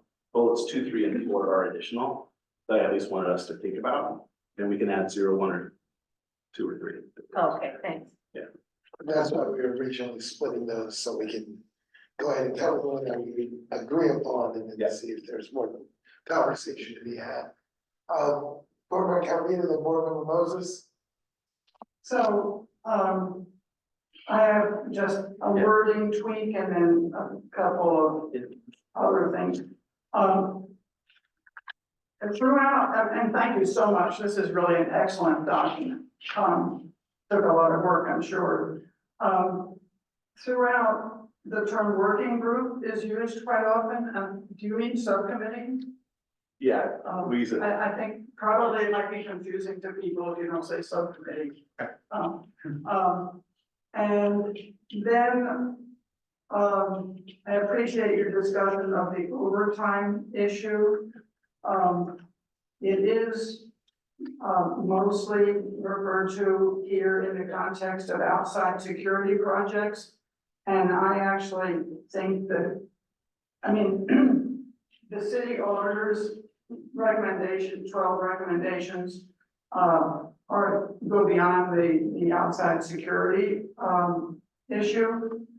And you say here that the chief has agreed to the 12 recommendations. I was wondering, does that mean that they've been implemented or just agreed in principle, or what stage of implementation are those?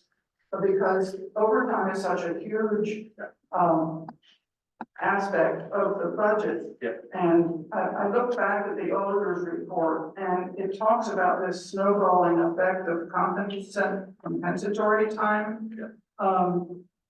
So I'm just wondering where those recommendations are in terms of implementation. Vice Chair, I have an idea, but you want to speak on this?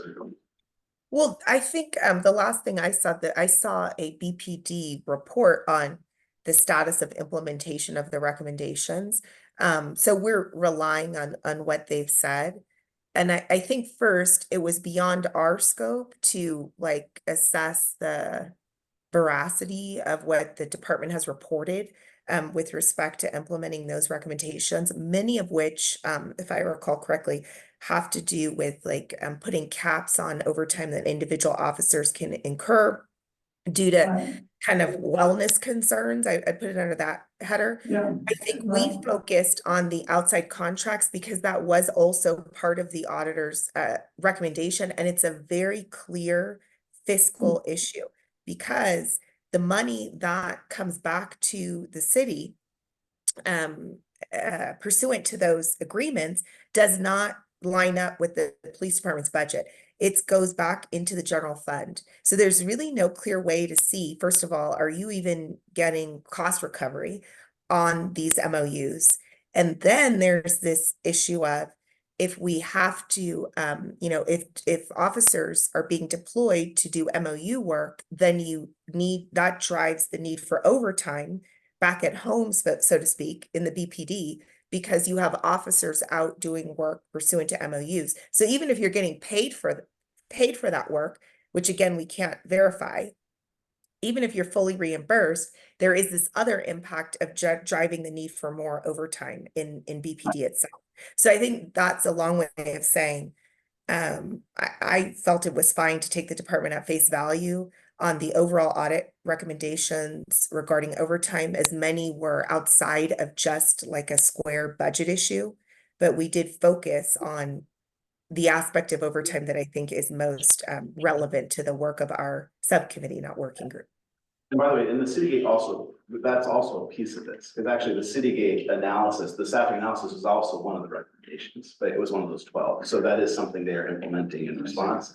And I'll say that the 12 recommendations that came from the auditor's office, when the report was first written, she went through the auditor went through the process and there was agreement on all 12, even at the time that it was public. Yes, we think these are valid and we will work on it. And then there has been at least one follow-up where they've gone back to track the progress of those. Certainly the Citygate analysis was not complete. It will soon be complete, we hope. But they agreed to them from the outset and now they've been tracking against them.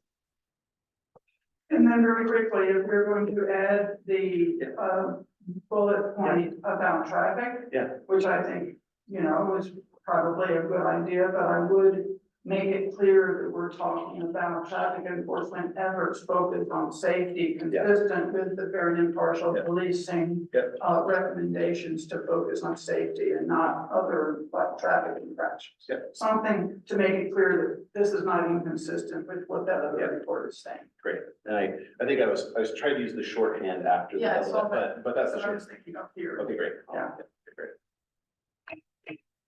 Thank you. Go ahead, board members. One just quick sort of general tactical question. Again, I think this is a fantastic report and really well thought out. I know that, several months ago, we heard about, rental vans as an issue and decals, et cetera. And I'm curious if equipment is anywhere in here, if you guys looked at equipment or, you know, when I see the breakdown, I didn't see it in there. So Not separately, it's like, again, I think one of those, it's in that 9% of carried over from previous years to the next year and carried over with some, 2%. It's not new, so it's not sort of called out. It's basically, gotcha.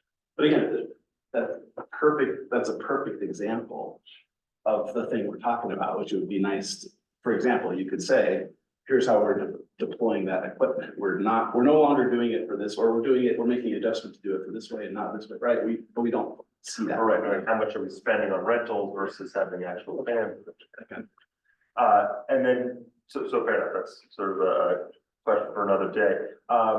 I'm curious, sort of, as you walk through some of the higher level, directional recommendations, is there, buying compatibility with DPD? Is the chief game to build some of these higher level strategies? We finished the draft over the weekend. We shared it with the chief, and with Ann. So they've not had a lot of time, and to be completely fair, it was just the way we wanted them to see it and have the opportunity to take a look at it before it came here. But, and so they gave us, they were appreciative of the recommendations. They haven't weighed in substantively because they're also preparing for their budget meeting this morning. So I expect we can continue to have that dialogue. Yeah.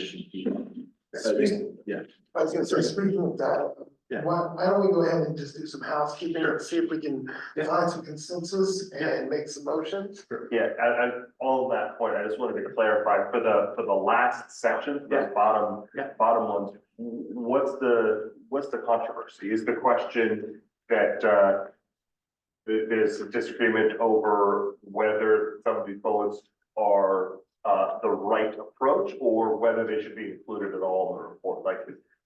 What's the downside of including them in the report, I guess? Vice Chair, would you like to?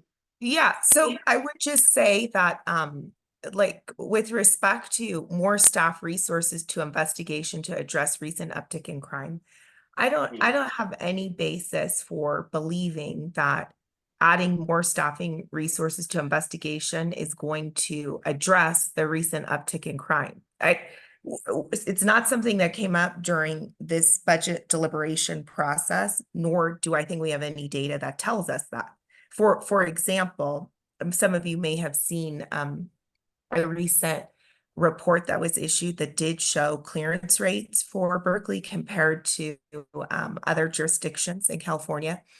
And if you look at that data versus some of the other data that we've seen about staffing levels, you see that we have a fairly high staffing level for the size of our city, even on the investigation side, but we don't necessarily have the highest clearance rates.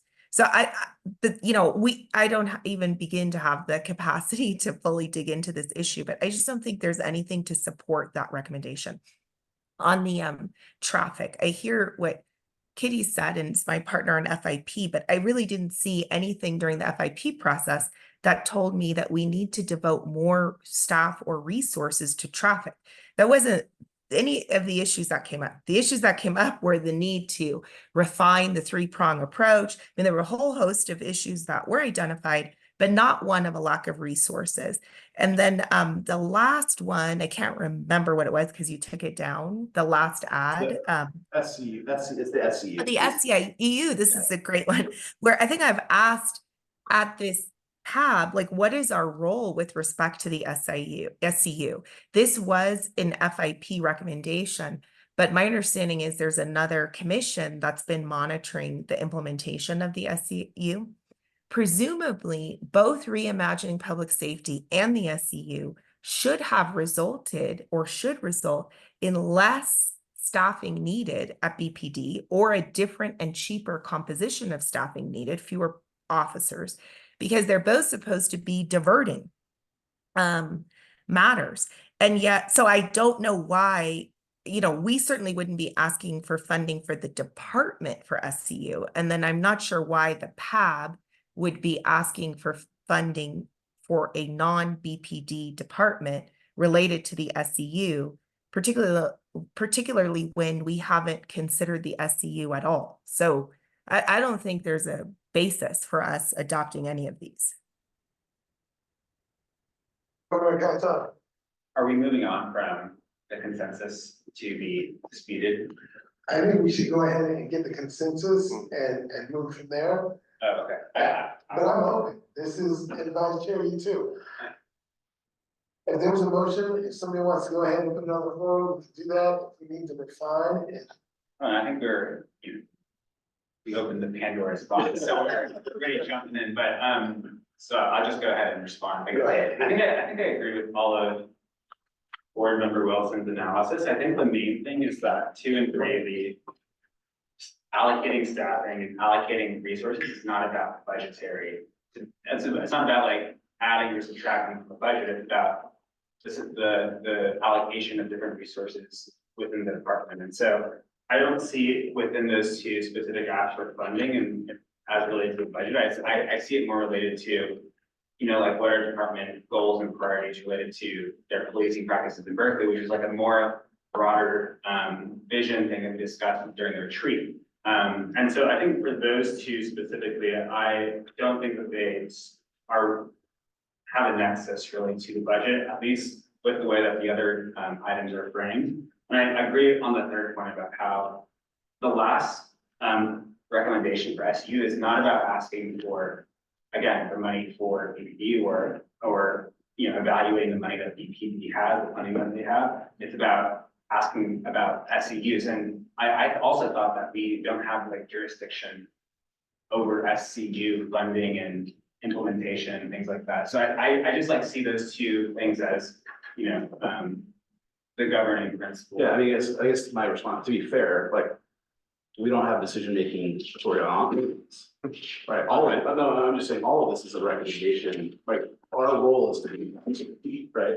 So, we're not stepping out of our lane to the extent that we're making decisions. We're recommending, like, it does impact the BPD budget from the perspective of if SCU is doing more of the heavy lifting on mental health crisis and stuff, and sworn officers can be, again, the staffing study is adjusted to, we don't need as many sworn officers handling that kind of work. That does affect the BPD budget, right? As a secondary impact. So I'm fine. Like I'm not banging the table on any of these in particular, but I also think, to me, and I also disagree with the perspective that these are budgetary decisions. They're not top line budgetary decisions, but to the extent you believe that your budget is a reflection of your priorities, how you allocate your budget is a reflection of priorities. So saying that we want to kind of, we are encouraging them to make different use of resources within what they've been given, I think is perfectly appropriate in my view, in terms of our budgetary review. I just don't know how you're able to make these recommendations without evaluating the 99% that. Yeah, that's fair. No, that's absolutely fair. I guess the last thing I'll say is, to me, this is also a little bit directional. Like, in a sense, we're asking them to be more data driven in the budget process, right? And aspirationally, these are the kinds of things I wish we'd been able to see in the process, is responsiveness to what happened last time and thinking about what we want to do this time based on what happened last time. And so in a sense, I'm almost thinking this is like, we're sort of setting it like, this is kind of what we had hoped the conversation could be, maybe what we want to have next time. So it's sort of setting the stage for that. I understand that there's maybe discomfort, and like I said, I'm not banging the table. I would be in favor of adding a paragraph, before the recommendations about the need to evaluate the 99%, and then you referenced for these other things that could be evaluated if we were to able to evaluate the 99%. And I would see those as falling within that category. So I would be in favor of adding, a recommendation to the city manager, to council, to have access to that, to fulfill our charter duties, et cetera, et cetera. So that we can, make these further recommendations, but without it, it's for pollution. Any other thoughts? Can I ask a question about the bullet point about BPD should allocate more staff resources to investigations? That's not us recommending that more resources be given to BPD, it's that the unit itself should allocate. Right, I So rewrote this these, is not about additional. I rewrote bullet one is an augmentation because it's more money. Right. Bullet for more money for SCU is more money, but 2 and 3 is about prioritization within the existing. Yeah, got it. Yeah, I just just to- want to say, as someone who, runs a government agency, if I got that from one of my committees and I wanted to, I would use that as justification for a fee increase, right? A budget increase, because what I would say is, we don't have a way to reassign staff. As you know, we're short in all these areas. So therefore, if we're gonna allocate more resources to one area, we need to augment the budget. So I think it's fine to say it's not a fiscal recommendation. But I don't think we have I don't think we have the basis for making this kind of recommendation. And I think it could be used as a tool to advocate for additional resources. And I think that would be really unfortunate.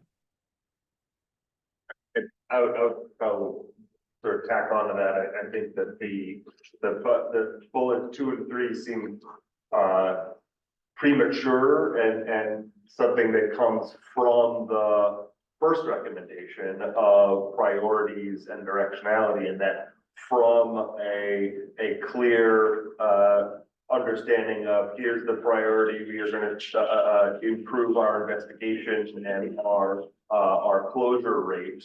And here's how off we are from that goal, that there needs to be a reallocation of resources as a result. So certainly for bullets 2 and 3, it feels like a conversation that comes after the clarification of goals. I do think though for bullet 3, there is, while we are specifically the Police Accountability Board, I agree with Board Member Blackaby's point that the SCU has a very clear correlation to this effort. The idea that, when you look at the goals for SCU of being 24/7 and of being fully staffed and of not being able to achieve that goal at this point, I think,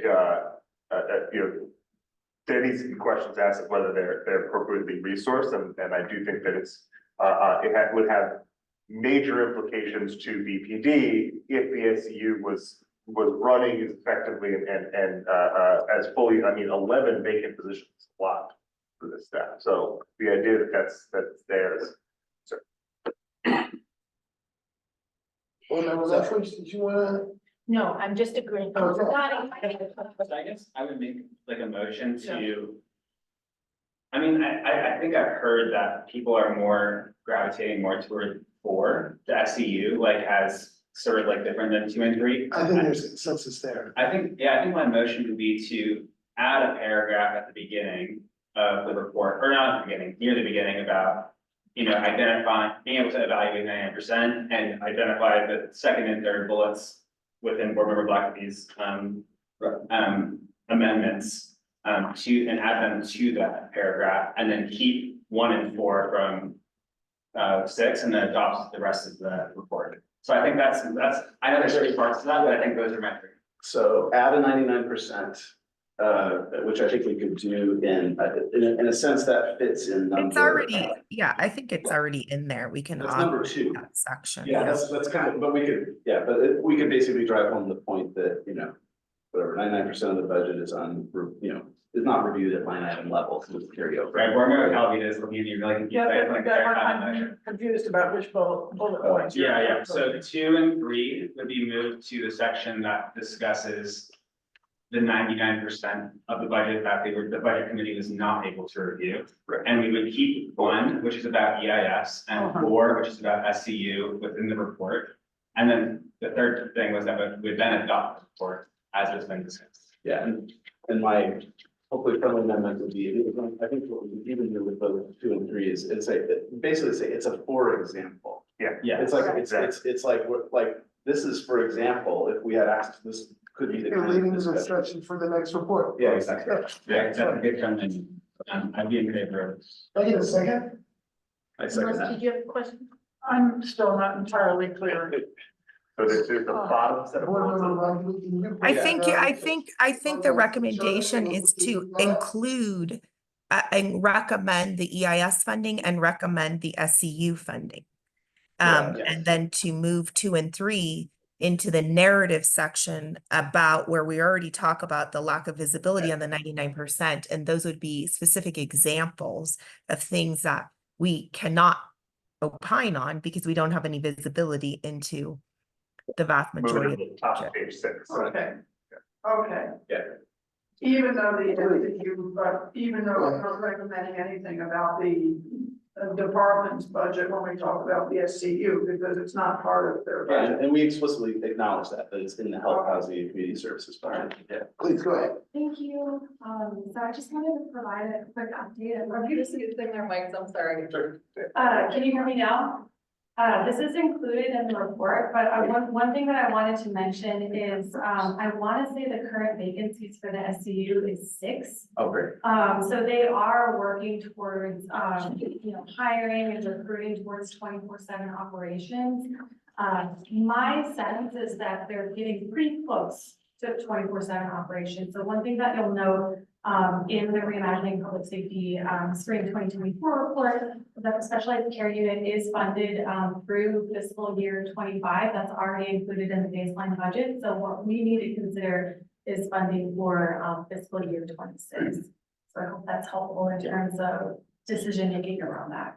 Yeah, I'll say, yeah, this was the 11 we got was from the chief a few weeks ago. So presumably, like when we had asked some questions and got, so presumably there's a timing issue that maybe they. Okay, so we have a motion, we have a second. Yeah, I second that. I'd like us to go ahead and move forward at this, Could I ask one very quick clarification? please. That includes the tweaking of language that we've discussed here, like talking about subcommittees rather than working groups and whatever grammatical issues. Board member. And I'll be the keeper of it, and then Lee and I will agree and make sure Chip sees it. And Yeah, I think as a practice, maybe we can have like separate motion or included in our motion that the board delegates to the subcommittee the ability to make, technical amendments or grammatical edits. And then we have the authority to do that. And you can forward them to us. We can do that after. Yeah, I agree. it's good to go. Let's go ahead. As long as discussion is happening, since the motion was brought up. So we restate the motion. yeah, so the motion is adopt the bulk of the memo with bullets 1 and 4 in part 6. And then add to recommendation 2 the discussion of, because 99% of the budget is, we don't review it a line item basis. We can't, there are other things we would like to recommend, for example, some examples of things we'd like to do. And we will work on the language, but that's the gist of it if we have the consensus of the team. Okay, I would say not recommend a value. Yeah, valid. Okay, and the second. I seconded that. I made the motion second. Okay, yeah. Okay, I'll proceed to the roll call vote. I'll start with Board Member Calavita, Yes. Board Member Lethwich, Yes. Board Member Blackenby, Yes. Board Member Cayetano, Yes. Board Member Moses, Yes. Vice Chair Wilson. No. I don't agree with And- the SCU funding, just so you guys know that. Okay, and Chair Moore. Yes. Okay, the motion carries 6-1. And then I would make a second motion to delegate to the subcommittee the ability to make grammatical and technical amendments as they see. And then we'll, once we do that, then we'll submit it to council. Technical corrections. I'll say that. Okay, I'll proceed with the roll call vote. Board Member Calavita. Yes. Board Member Leftwich. Yes. Board Member Blackley. Yes. Board Member Cayetano. Yes. Board Member Moses. Yes. Vice Chair Wilson. Yes. And Chairman. Yes. The motion carries. Thank you all for your work, Vice Chair Wilson, Board Member Watkins, really appreciate it. It's a new business, B, discussion and action on BPD equipment reporting. I'm gonna hand it over to the director. Board members, if you recall at the special meeting, we received an update from the chief that there was, a typographical error regarding the, amount of ammunition, munitions that were purchased, and they have since updated the report that will be, provided to council on the 21st of May. So we're bringing it back to you, for the vice chair's request, and also to see if there was any further action that needed to be done on that. Again, for further context, the board has approved, and we have transmitted the letter to council that they have, approved the report of the control equipment report for, 2023. So we're now past that point at this time, but we're bringing it back up if there's further discussions about that. And the other part is that we received clarification that there will be a military equipment report that is separate from that controlled equipment report. That is still in production. The department will provide it to the board before it goes to council, but there is no requirement that it goes through the same review process as the controlled equipment.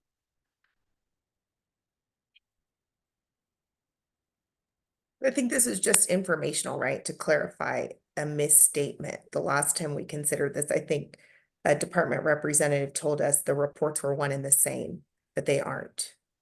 Right? The controlled equipment and the military. Yeah, so no action is needed, right? Just this is informational. But you wanted to make, at the last one, you thought we needed to make a motion to separate them? Oh, when I looked at the letter that we sent, it looked like we only referred to controlled equipment. I don't remember. I remember looking at the letter and thinking maybe we did not need to make a motion because the letter you sent only referred to controlled equipment. But I don't know if you have that in front of you. I think the issue was we were confused about what we were approving. The department representative told us that the equipment report and the military equipment report were one and the same. Then later we got clarification from the department that they were not one and the same after we had already adopted a motion. So I just want to make sure our records are accurate, right? We're adopting motions appropriate to what is actually before us. But I would need staff support to either put up an appropriate clarifying motion or to say you don't think it's needed because what we sent forward only referred to the controlled equipment report. Member Cantano, I know you were not feeling well at our last meeting, but you did comment on this. Do you remember this conversation? I don't think I do. Fair enough. It was a long shot. It's a long shot. I think what I don't know about the procedural aspect of it. If our report only referred to control equipment and that's what they submitted, then I'm fine with just moving on. As an audit. Yeah. Yeah. So I think that's fine. Hopefully now we're clear.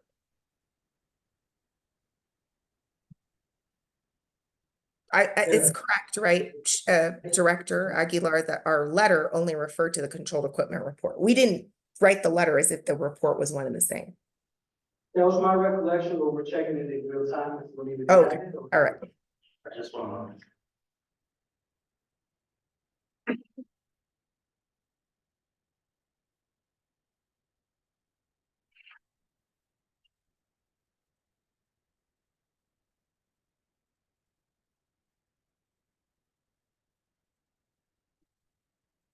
No pressure, no pressure.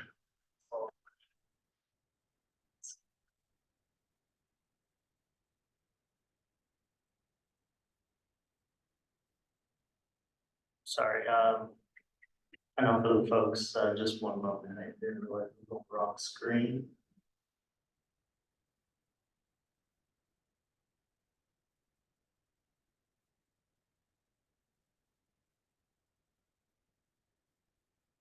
There we go. So the letter itself references the title of the report that we presented. See any reference to the military? You could do a word search for military, but I don't think it's in there. I don't see it, yeah. All right, Okay. I'll let you guys do one more check, and it looks like we're good. And if we don't have any action on that, I'm gonna move us forward to our next agenda item.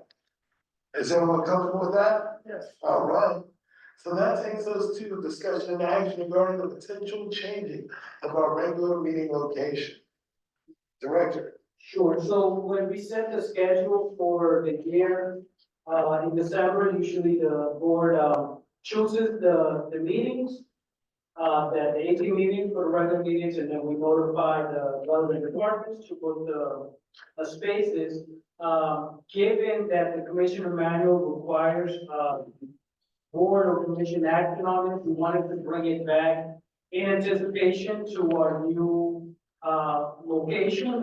We tested our temporary location for the special meeting, and we wanted to see if the board would like to support us and potentially change in venue, particularly to have it wherever the staff location is. So right now, we have the ability to have our meetings in the temporary office, and we certainly will have the ability to have it in the permanent location, which will be down the street from where we are right now.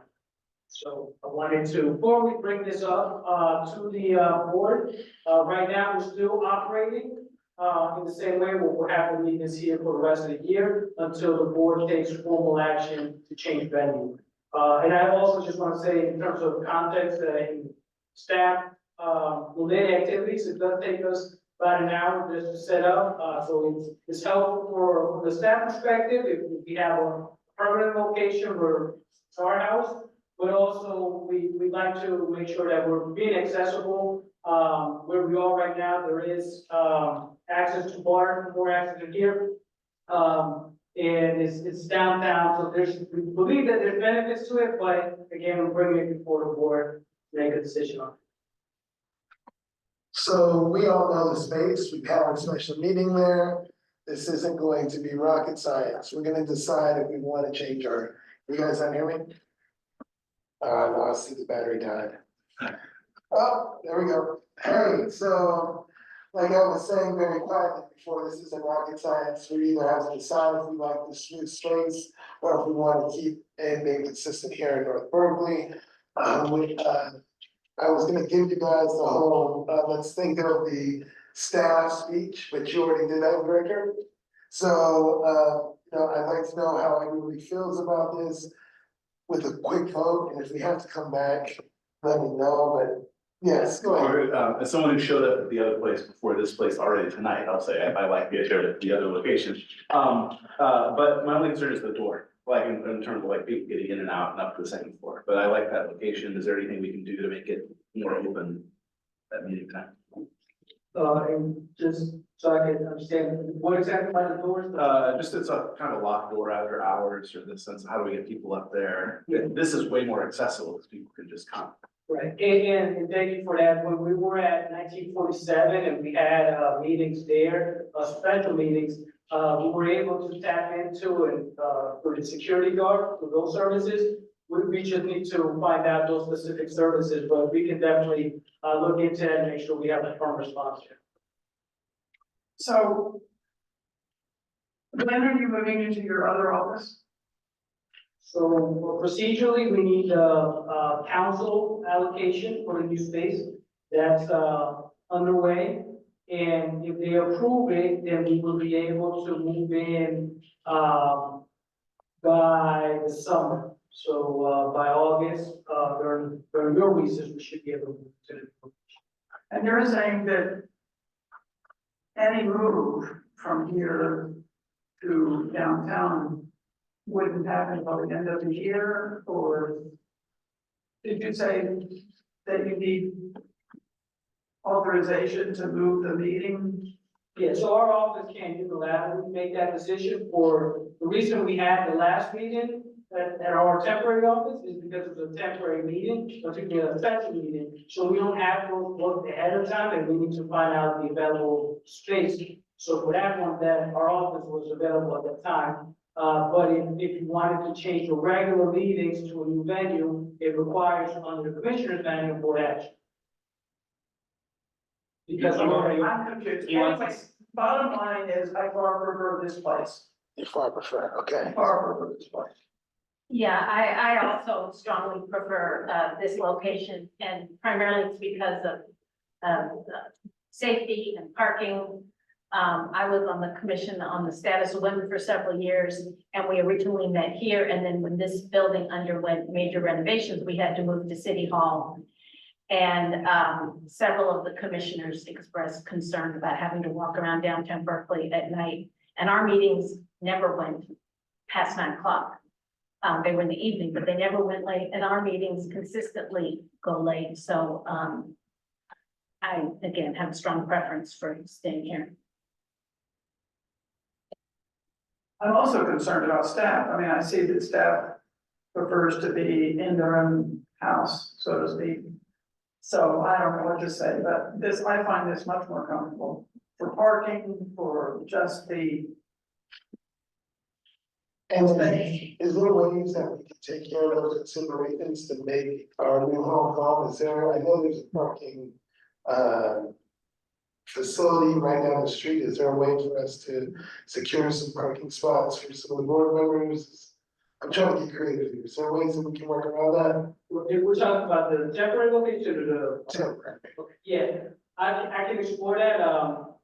And right now, the information we have is that the street parking is available for free after 6 Obviously, because it's a high transited area, it may not always have street parking available. But I can look into that specifically to find out. I just also do want to say that, coincidentally, at last night's council meeting, there was a lot of discussion about, making sure these commission meetings are accessible. So in many regards, we're ahead of the game in that. And I'd like to get more miles there, but whatever we decide, I just want to make sure that we have an understanding so that I can, make sure we, from our office perspective, plan accordingly.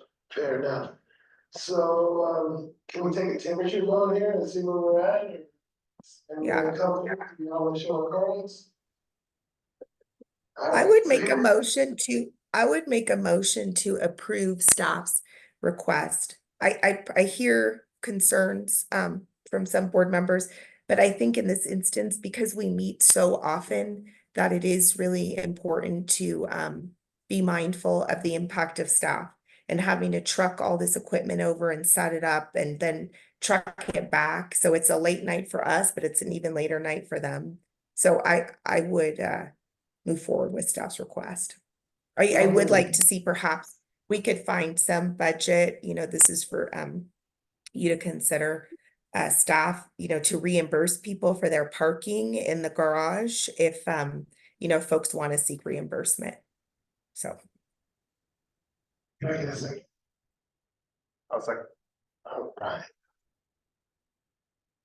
I'll proceed with the roll call vote. Just one. Can you just restate the motion so it's. Yeah. So the motion would be to approve staff's request to change the regular meeting location from North Berkeley Senior Center to 2020 Novia Street, which is the current ODPA's temporary location. And it was moved by Vice Chair Wilson, seconded by Board Member Moses. Is it too late for me to add a friendly amendment to that motion? Just pending clarification on how the public will access the space through the locked door. Okay, accepted. Okay, so again, with the motion to approve staff's request to change the regular meeting location from North Berkeley Senior Center to 2020 Novia Street, pending the clarification as to how the public will be able to access the locked door.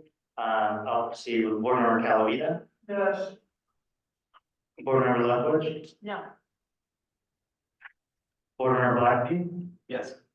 Board Member Cayetano, You're gonna abstain, I've never been to the location, so.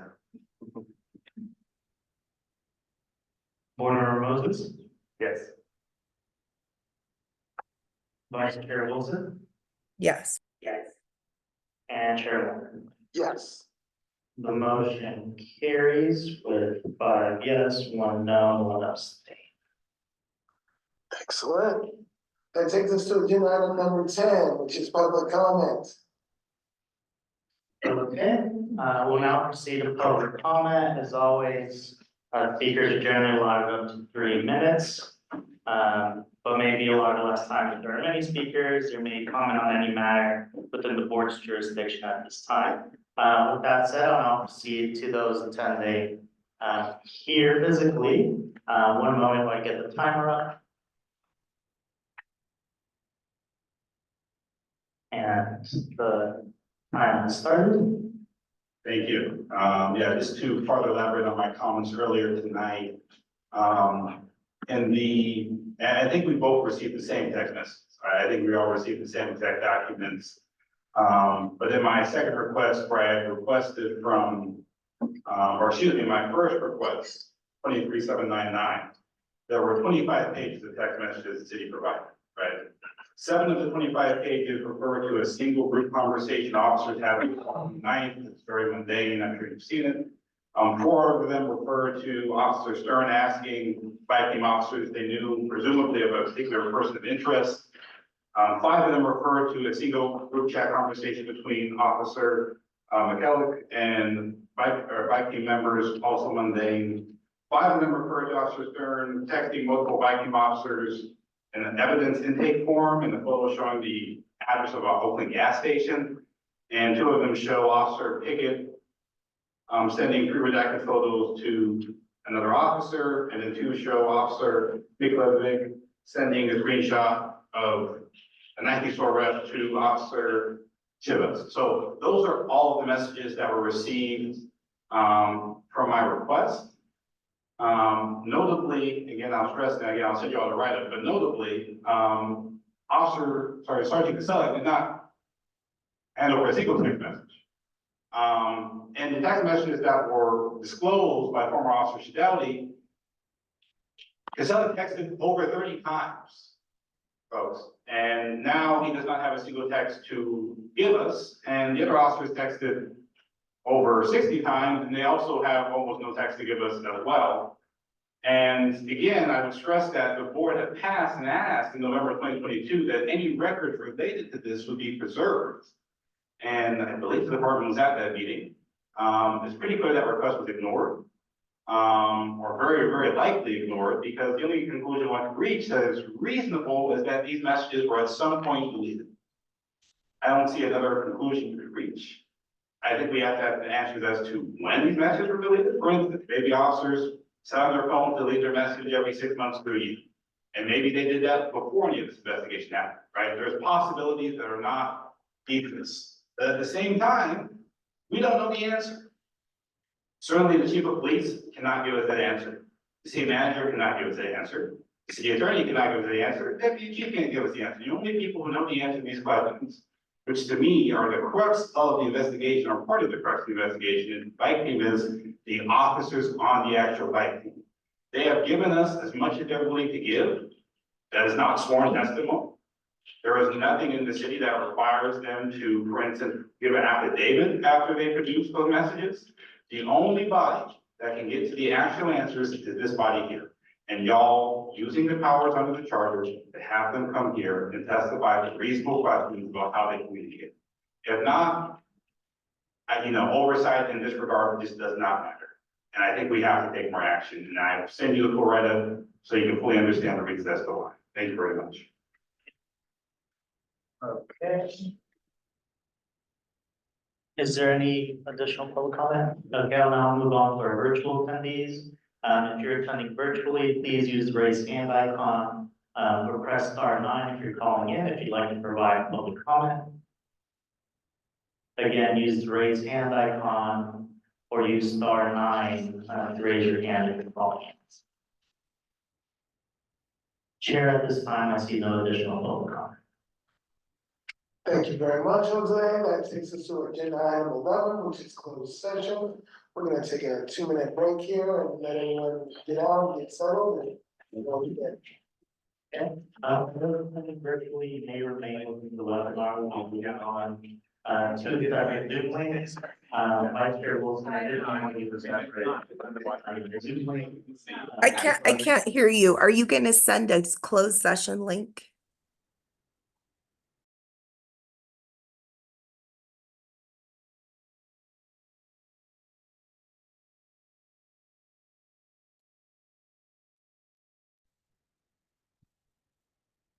So, closed session, which is agenda item number 12, announcement of closed session actions. The board has accepted the recommendations of the RDPA, and that takes us to agenda item number 13, which is adjournment. May I have a motion, please? Second. We're out of here.